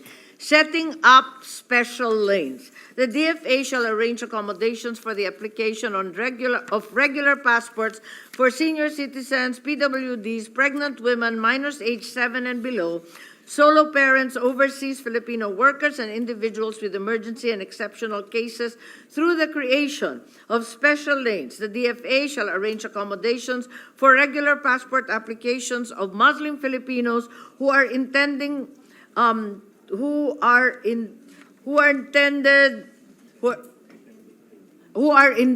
pilgrims to the annual Hajj pilgrimage, which shall be for a period of 4 months, commencing on the date indicated in the official request by the National Commission on Muslim Filipinos. I so move. There being no objection, amendments approved. Interchange the numbering of the sections on waiver and the setting up of special lanes. I so move. There being no objection, amendments approved. On page 18, lines 25 to 31, up to page 25, lines 1 to 23, replace the entire section with the following.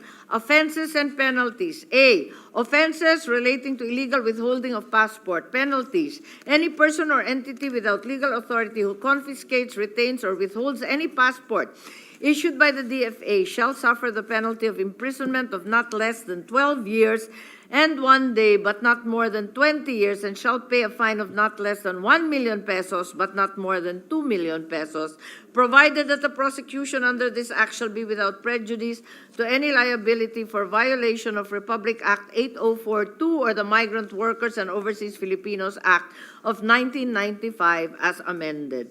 B, offenses relating to issuances, penalties, imprisonment of not less than 6 years and 1 day, but not more than 12 years, and a fine of not less than 100,000 pesos, but not more than 250,000 pesos, shall be imposed upon any person or entity who, 1, acts or claims to act in any capacity or office under the Republic of the Philippines without lawful authority, accepts the passport applications, grants, issues, or verifies any passport or other travel document to any or for any person whomsoever, or is caught stealing or is caught selling in whatever capacity passport application forms or lost or stolen passports and travel documents. 2, acts or claims to act in any capacity with intention to profit thereby, intercepts a person proceeding to the DFA or any of its consular offices or foreign service posts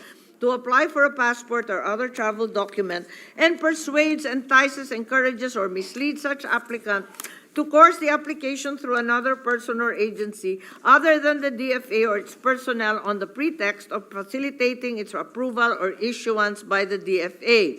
3, being neither a diplomatic or consular official, nor an employee authorized to grant, issue, or verify any passport or other travel document to or for any person, and even though not claiming to be such, offers for any material gain or consideration to escort a passport applicant or assist the same in booking an appointment, filling out an application form, making payments, handling application documents, or any other action relating to passport application. 4, hoarding and/or selling of online passport appointment slots for pecuniary gain or advantage. 5, being a diplomatic or consular official authorized to grant, issue, or verify passports, knowingly and willfully grants, issues, or verifies any such passport to any or for any person not a citizen of the Republic of the Philippines. Or 6, being a diplomatic or consular officer,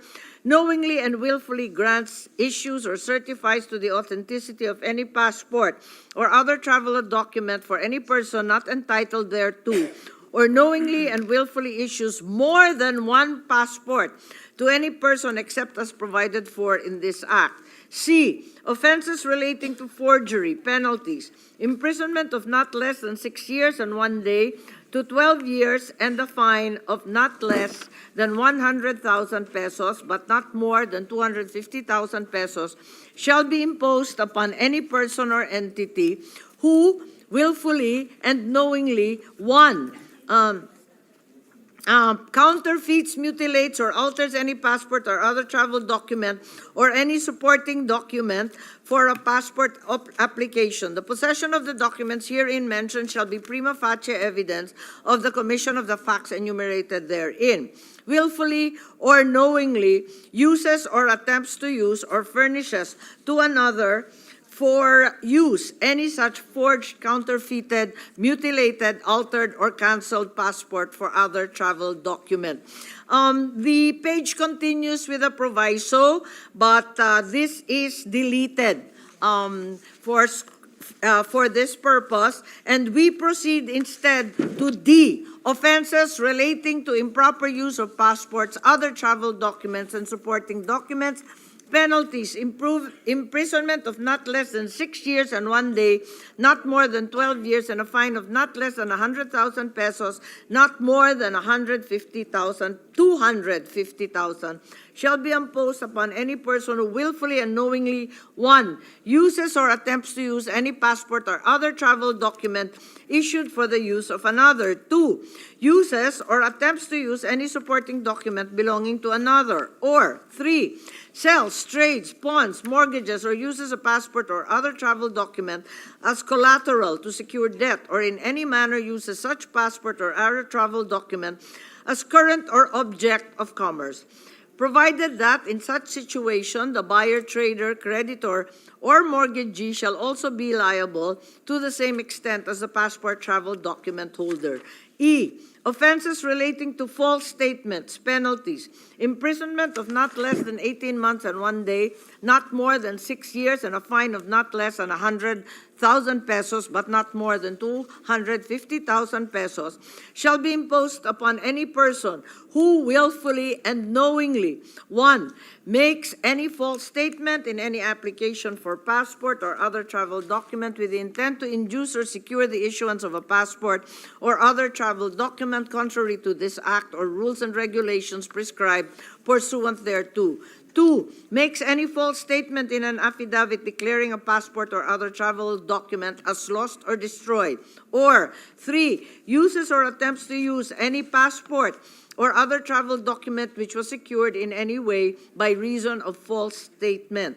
F, offenses pertaining to unfair and discriminatory practices. Any violation of Section 6 of this Act shall warrant the following penalties and liabilities. 1. First offense, administrative liability with 6-month suspension.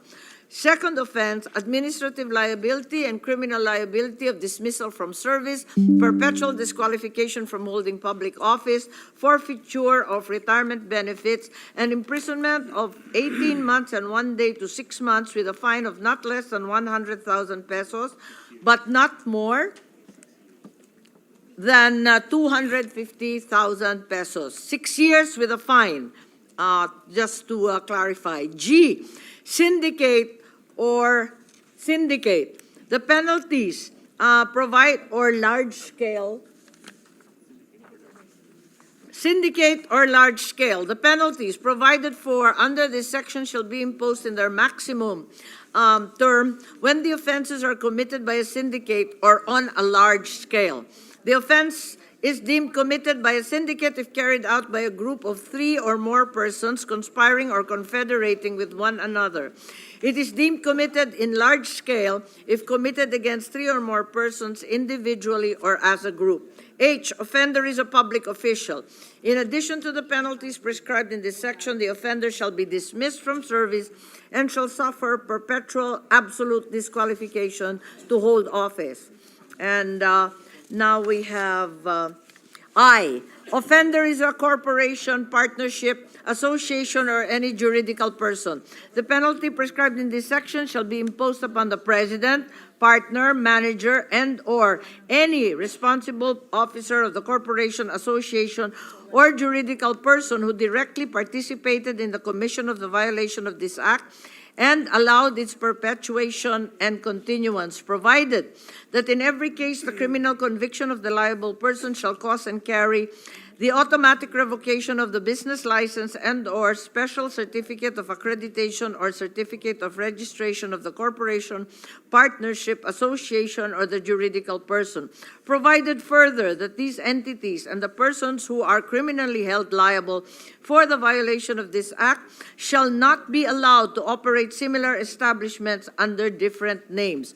J, offender is an alien. In addition to the penalties prescribed in this section, the alien shall be deported upon serving the sentence and be permanently barred from re-entering the Philippines. I so move, Mr. President. Thank you very much. I congratulate the sponsor for being patient enough to read that very long amendment. I think it was about 6 pages long. There being no objection, amendment is approved. Thank you very much, Mr. President. We're almost Subject there. to style. Subject to style, because there was a Subject few. to style. There are yeah. a few errors, Yeah, yes. few errors when being read. And page 25, line 24, to insert a new section to read as follows. Appropriations. The amount necessary for effective implementation of this act shall be included in the Annual General Appropriations Act. I so move. There being no objection, motion is approved. To renumber the succeeding sections accordingly. I so move. There being no objection, motion is approved. On page 25, lines 25 to 27, replace the entire section with the following: implementing rules and regulations. Within 60 days from effectivity, the DFA shall promulgate the necessary rules and regulations for the proper implementation of this act. I so move. There being no objection, amendments approved. On page 25, lines 28 to 30, up to page 26, lines 1 and 2, replace the entire section with the following repealing clause. All laws, presidential decrees, executive orders, letters of instruction, proclamations, or administrative regulations that are inconsistent with the provisions of this act are hereby repealed, amended, or modified accordingly. I so move. There being no objection, amendments approved. On page 26, lines 3 to 5, replace the entire section with the following: separability clause. If any provision of this act is declared unconstitutional, the remainder thereof, not otherwise affected, shall remain in force and effect. I so move. There being no objection, amendments approved. Interchange the numbering of the repealing clause and the separability clause. I so move. There being no objection, amendments approved. Page 26, lines 6 to 8, replace the entire section with the following effectivity. This act shall take effect after 15 days following the completion of its publication, either in the official gazette or in the news paper of general circulation. I so move. There being no objection, amendments approved. And last but not least, the new title shall read as follows: An act providing for a new passport law, repealing for this purpose Republic Act 8239, otherwise known as the Philippine Passport Act of 1996 as amended, and providing funds therefor. I so move, Mr. President. There being no objection to the amendment, amendment is approved. Thank you very much. That will be all. Thank you very much, our distinguished colleague. And our colleagues' may I patience. move at this juncture, Majority Leader and Mr. President, for the suspension of these amendments presented because of the request for further information from the DFA regarding the passport revolving fund. Yes, the period of amendments. She's Yes, asking we for share the extension sentiment period of the author, Mr. President. We join her motion to suspend consideration of Senate Bill number 2001. So move, Mr. President. Yes, and I know this is going to be a lot of work for our secretariat, but if they can produce the clean copy so that we can study this again for tomorrow. So there be no objection to the motion, the majority floor leader. The subject of concern, the bill is suspended for you. consideration. Thank You very much to the sponsor. May I ask for a minute suspension so that this, your presiding officer can use, oh no, please, I will defer to my majority leader. I can go. Okay, session, so continue, please. Yes, proceed. Mr. President. Mr. President, with the permission of the body, I move that we resume consideration of Senate Bill number 2386 under Committee Report number 99. This bill pertains to the Real Property Valuation and Assessment Act. So move, Mr. President. There being no objection, motion is approved. Thank you very much, Mr. President. Mr. President, the parliamentary status of the measures that we have sponsored the bill, and now we move to open the period of interpellations and debate and recognize the sponsor of the measure, Senator Sherwin Gatchalian, and to interpellate Senator Ronald Bato de la Rosa. I so move, Mr. President. There being no objection, motion is approved. Senator Bato de la Rosa to interpolate, and our distinguished colleague, Senator Sherwin Gatchalian to sponsor.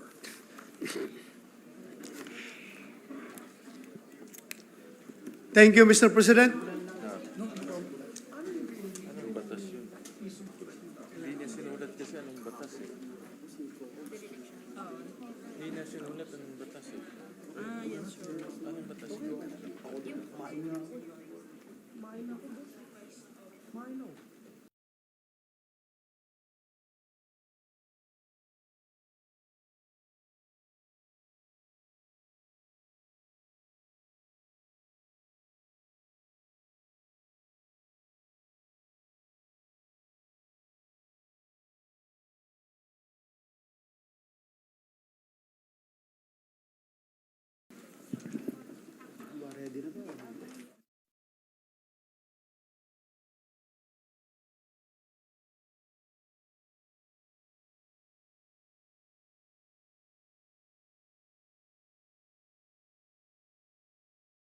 From the great province of Davao and Bohol, Senator Bato de la Rosa is recognized to interpellate the sponsor of the measure, Senator Sherwin Gatchalian.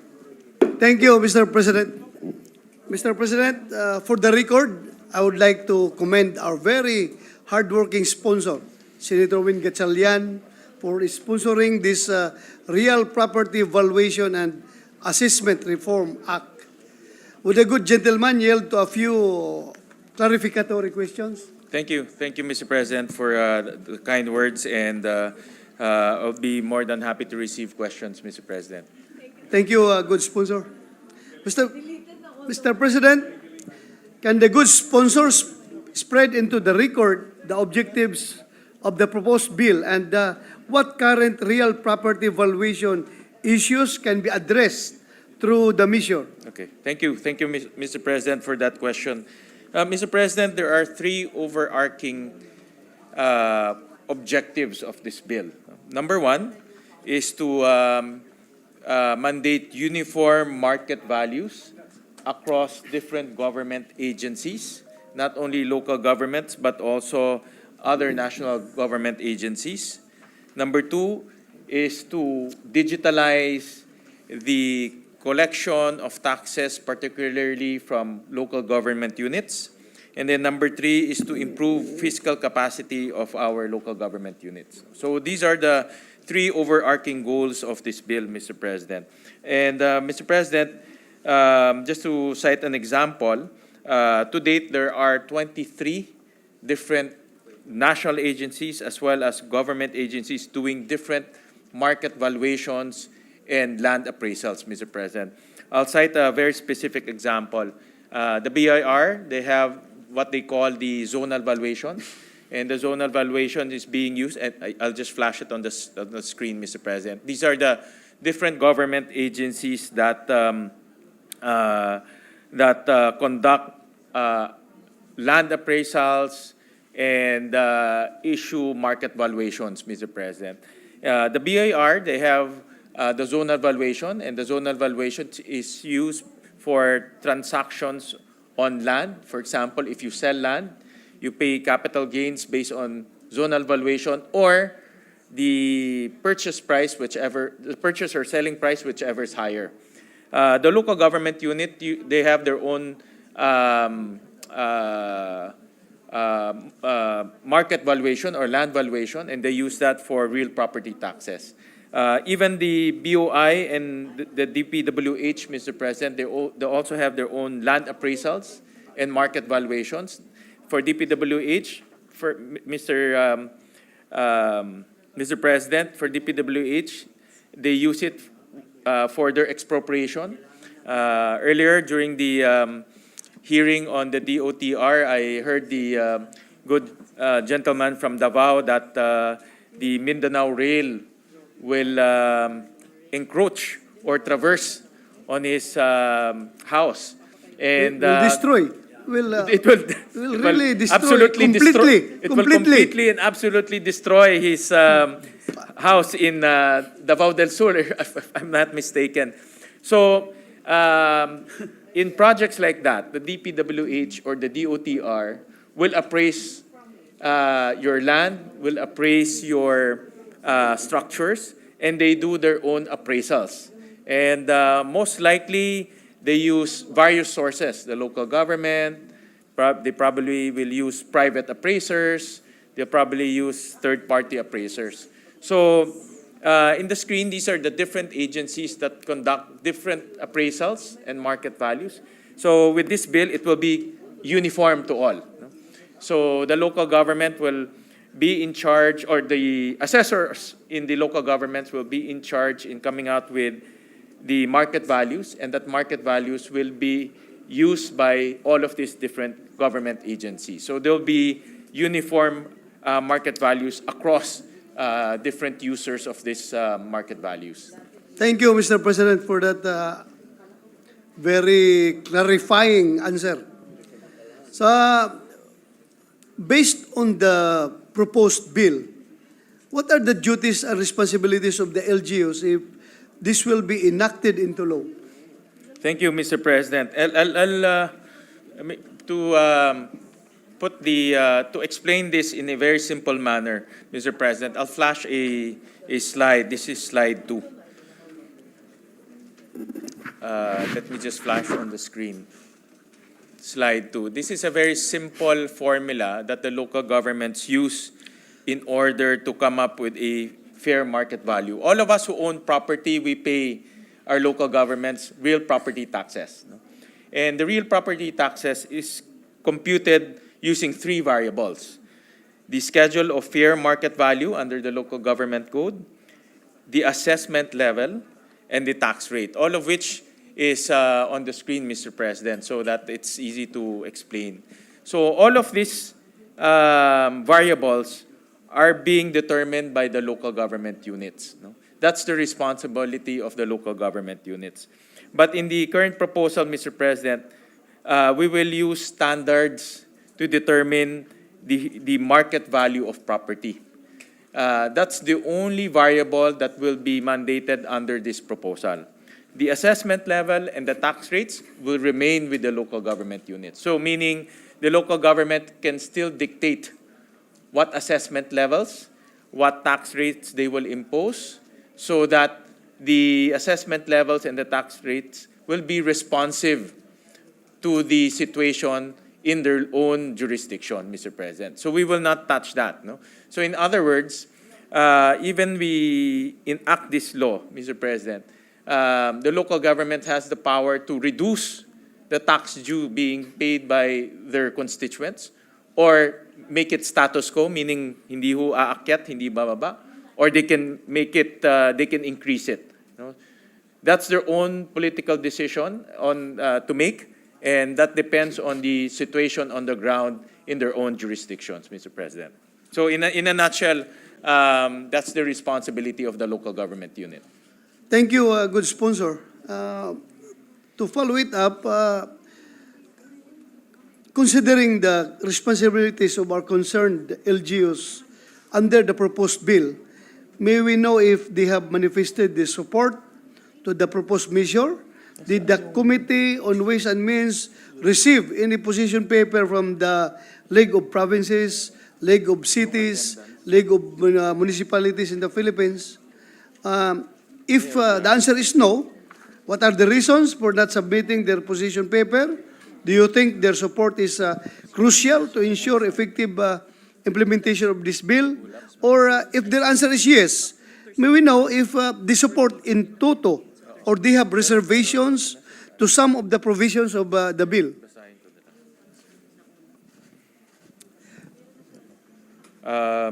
Hold on, Mr. President. I'll just get the exact letter. Ito yung mga nag-attend, sir. If you want to mention. Okay.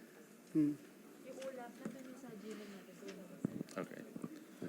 Mr. President, the ULAP sent us letter. The Union of Local Authorities in the Philippines sent us a letter. However, the letter is unsigned, no? And we're requesting for a signed letter. But let me just nevertheless read the contents of the letter while we're pulling it out.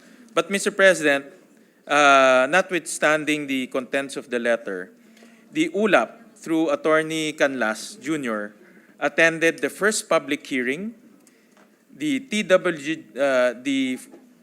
first public hearing on March 2, 2023, the technical working group on March 16, 2023, on another technical working group on March 29, 2023, on another technical working group on April 13, 2023.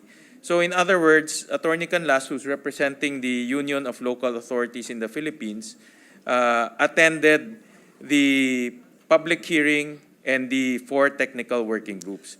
And in those hearings, he participated in crafting of this bill. He did not voice out any opposition in this bill. In fact, he gave a lot of good points to improve the proposed measure. And on top of that, Mr. President, we also invited the League of Provinces, and the League of Provinces was represented by Ms. Angelica Sanchez, who attended 3 technical working groups. The Provincial Board Members League of the Philippines, represented by Attorney Canlas as well, attended 2 technical working groups. The League of Cities, represented by Ms. Monterde, attended the first public hearing and the 3 technical working groups. And the Philippine Councilors League, represented by by Councilor Handy Lau, who is the president, attended 1 technical working group. The League of Municipalities, represented by Attorney Ann De Vera, attended 3 technical working groups. So, Mr. President, they did not send us an official position paper.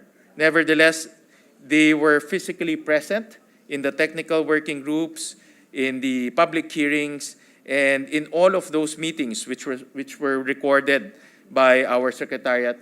They did not voice out any opposition in the bill. In fact, they participated, and the transcripts will bear out that they participated and contributed to the discussion and the crafting of the bill. Thank you, good sponsor.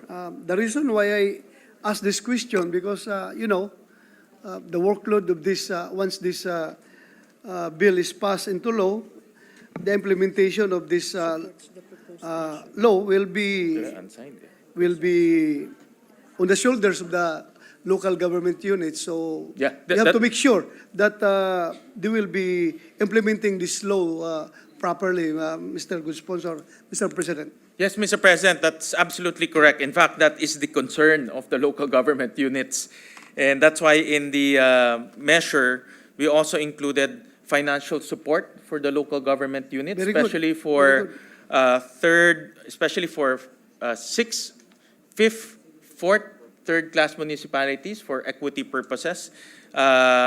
We also gave priority to small local government units in terms of assisting them with technical expertise, with digitalization, with even financial support.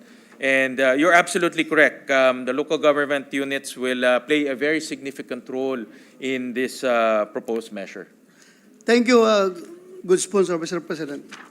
Under the proposed measure, the Bureau of Local Government Finance of the Department of Finance shall develop, adopt, maintain, and implement uniform valuation standards which shall be used by all appraisers and assessors in the LGUs and other concerned parties or agencies that conduct valuation in the appraisal or valuation of lands, buildings, machinery, and other real property for taxation purposes.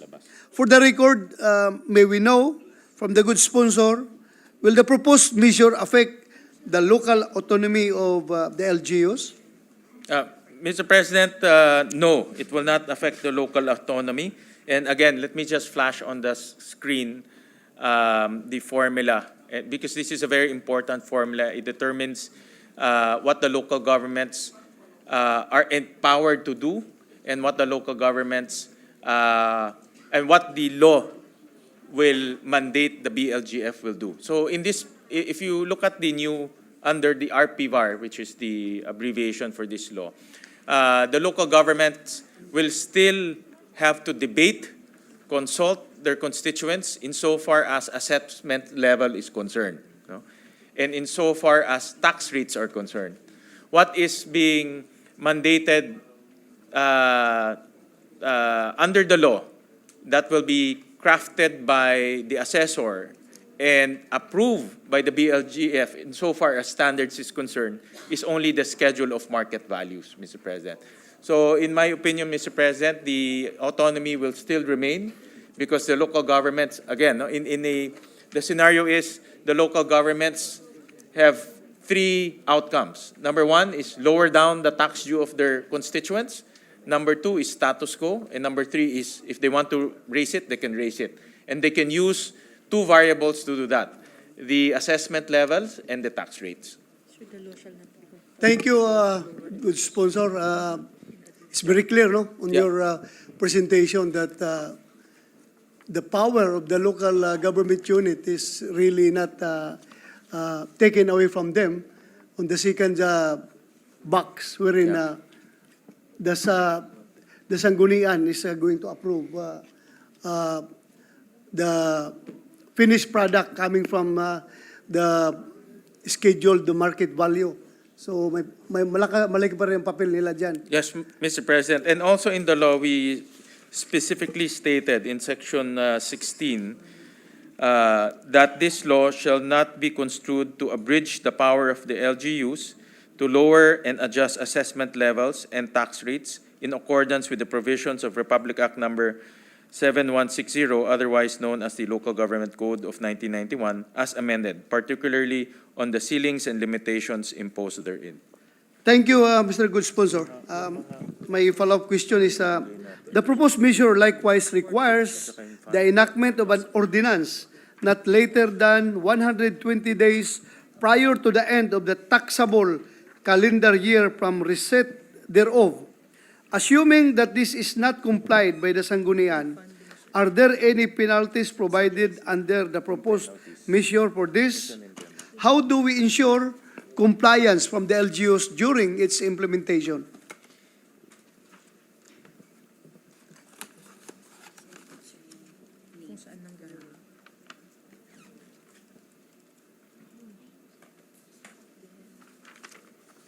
And then what else? Ito, diba? Yes, sir, yung specific. But ito. Sir, questionable kasi because of the injury to the document. Ito pwede mong gamitin. Yes, sir. Sir, that's for elective, then that's for assessors. Pero in the law, sir, may specific siya. Failure or refusal. Yeah, but that's for the assessor. Yes, sir, for the assessor. Mr. President,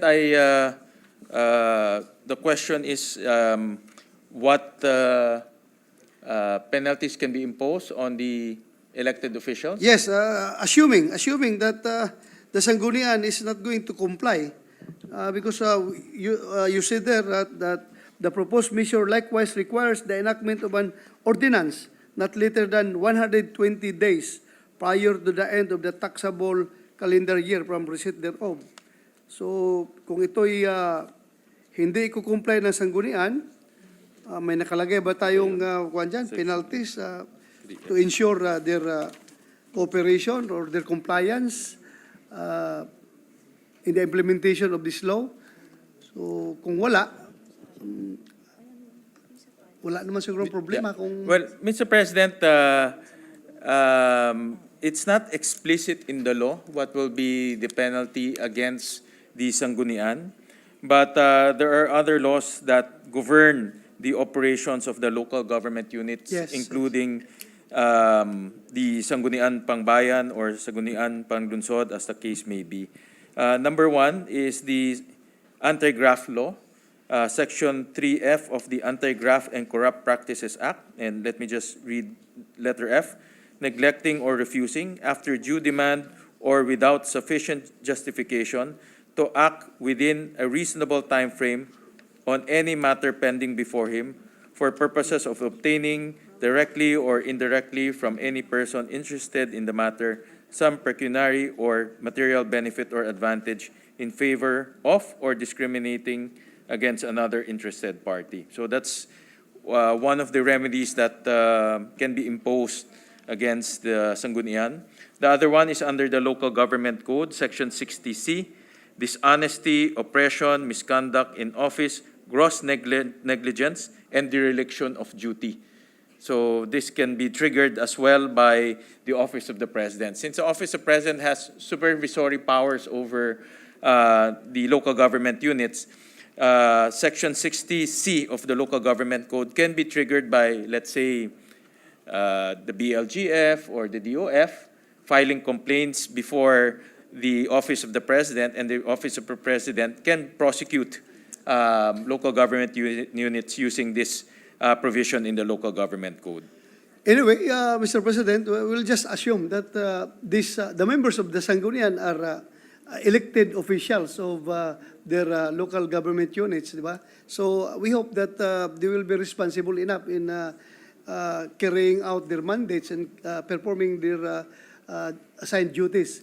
So wala ko nakikita problema dito, but yung nga lang, worst situation, pag ini-ignore tayo, hindi pinapansin ang hindi lang ginagawa yung kanilang trabaho, so naghahanap tayo ng solusyon. But anyway, hindi naman ganun masyadong mabigat yan.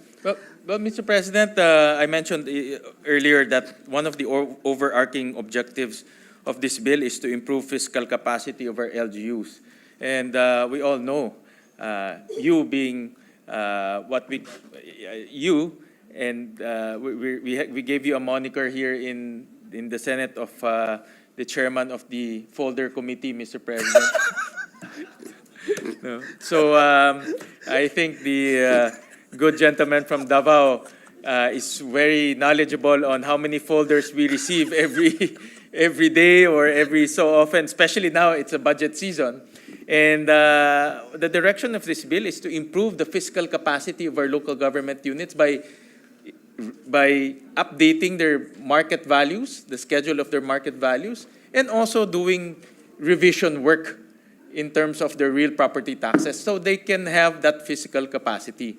Because they cannot forever come to us or come to the national agencies and almost beg for projects for their constituents. Although I understand where they're coming from, and I do acknowledge that there are many requirements for their jurisdiction and for their constituents. But one of the ways to satisfy those requirements is to improve your fiscal capacity, by updating your real property taxes.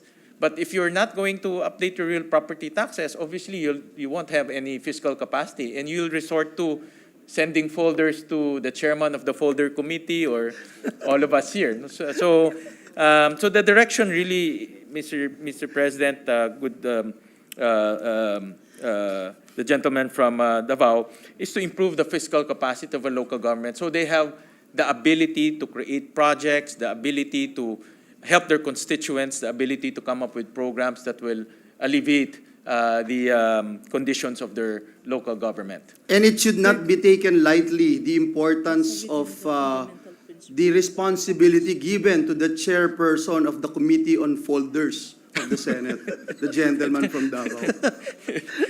Well, I hope, Mr. President, the good sponsor is showing a very positive sign of optimism as far as implementation of this law is concerned, because kita naman talaga natin that this will enhance the fiscal capability of the LGU. So we expect na talagang i-implement nila itong batas na ito properly. Well, Mr. President, my follow-up question for that is that did the committee consider the fact that there are property owners who have been remiss in paying their monthly amortization because of the pandemic, and the possible increase in real property taxes will add burden to their current financial predicament? Yes. Mr. President, I once again want to reiterate that it really depends on the local government whether they want to increase the tax due of their constituents or not. All what we are uniforming here are the schedule of market values across different government agencies. But as to how much tax or how much real property taxes their constituents will pay, it's really up to the local government units. And the local government units can decide that there's no increase. So their constituents will not bear the brunt of the effects of the pandemic. But on top of that, Mr. President, on a case-to-case basis, constituents can come to their local chief executive and ask for reprieve, formally or informally. That's being practiced in local government units. Sometimes the local government, when I was a mayor, I remember the first or the second year of my mayorship, we implemented a amnesty. So the whole city enjoyed amnesty, meaning those who owe local governments, the penalties and interest will be condoned, and you will be given X amount of time to pay. So that's another remedy that local governments can use to help their constituents. The other one is constituents can come to you, and they can request for an extension period to pay their tax dues. And they'll come up with some payment plans, and it's really up to the local government unit through their local chief executive to accommodate their constituents, depending on the situation. It can be formal, meaning they can give a letter and sign it between them, or it can be informal. The mayor can just say, okay, you can pay the local government at the end of the year, but these are the interest payments. Of course, penalties and interest should have the corresponding ordinance to condone. But the mayor can extend the payment terms depending on the situation. So my point of the matter, Mr. President, is the local government has many ways of helping their constituents in terms of payments and in terms of granting amnesties, Mr. President. Thank you for that answer, Mr. President. You good sponsor. Pasensya ka na at hindi ako dumaan sa local government unit. Hindi ko po alam yung ginagawa mo. At thank you for that information. That would be very enriching as far as spreading into the records of this into the records of the Senate, yung explanation mo. Yeah, but Mr. President, I just also want to point out, no, aside from that, that's in the payment side, no, but insofar as this proposal is concerned, Mr. President, in section 19, no, and let me just read the section. In case of any significant change in market value where the property is located after the schedule of market value has been approved and prior to the next revision, such as introduction of road right-of-way or similar infrastructure in times of calamities, disaster, whether man-made or natural, during a pandemic or a declared public health emergency, whether national or localized, and other analogous adverse circumstances, or where corrections of errors or inequalities in the SMVs is deemed necessary, the provincial city assessors can recommend revisions in their existing schedule of market values to the BLGF. So in other words, Mr. President, if there's a pandemic or let's say bumaha po, no, the assessor can recommend to lower down the schedule of market values. So obviously, Mr. President, if let's say there's a disaster in the area, the market values for properties will go down drastically, and the assessor can recommend right away to lower down the value of those properties, Mr. President. Thank you, Mr. President. Good sponsor. In closing, I just would like to thank our good sponsor for answering our questions today and for enriching the records of this august body, specifically on ensuring that the local autonomy of the LGUs will be upheld and as a tool to expedite automation in revenue collection. Again, thank you, Mr. President, good sponsor. Thank you, Mr. Maraming President, salamat. and I thank the good gentleman from Davao, and I wish you luck in your I wish you luck and I wish you all the best, especially when your house gets destroyed by the Mindanao Rail, and I hope that you get the best fair market value for your properties in that area because of the Mindanao Rail. Thank you, Mr. President. Thank I you. was given the assurance by DOTR that it's not yet too soon.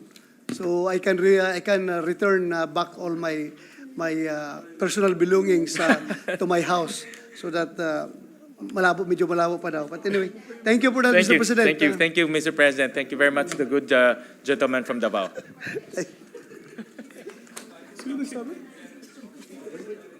Yes. Session suspended.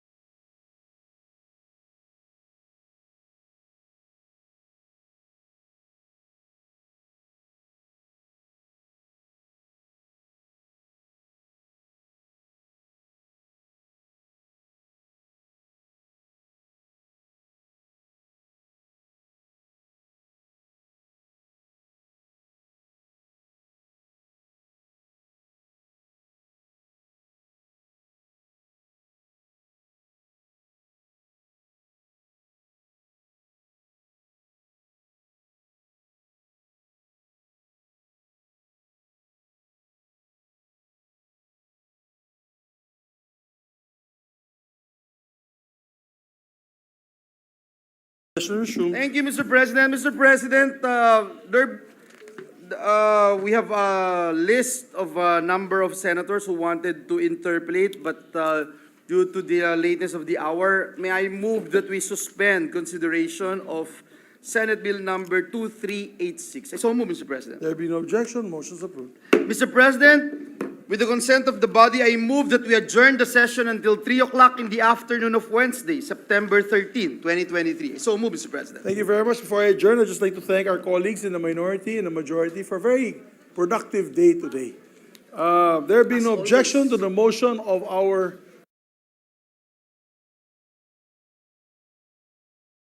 afternoon, Wednesday, September 13, 2023. Have a safe evening, everyone.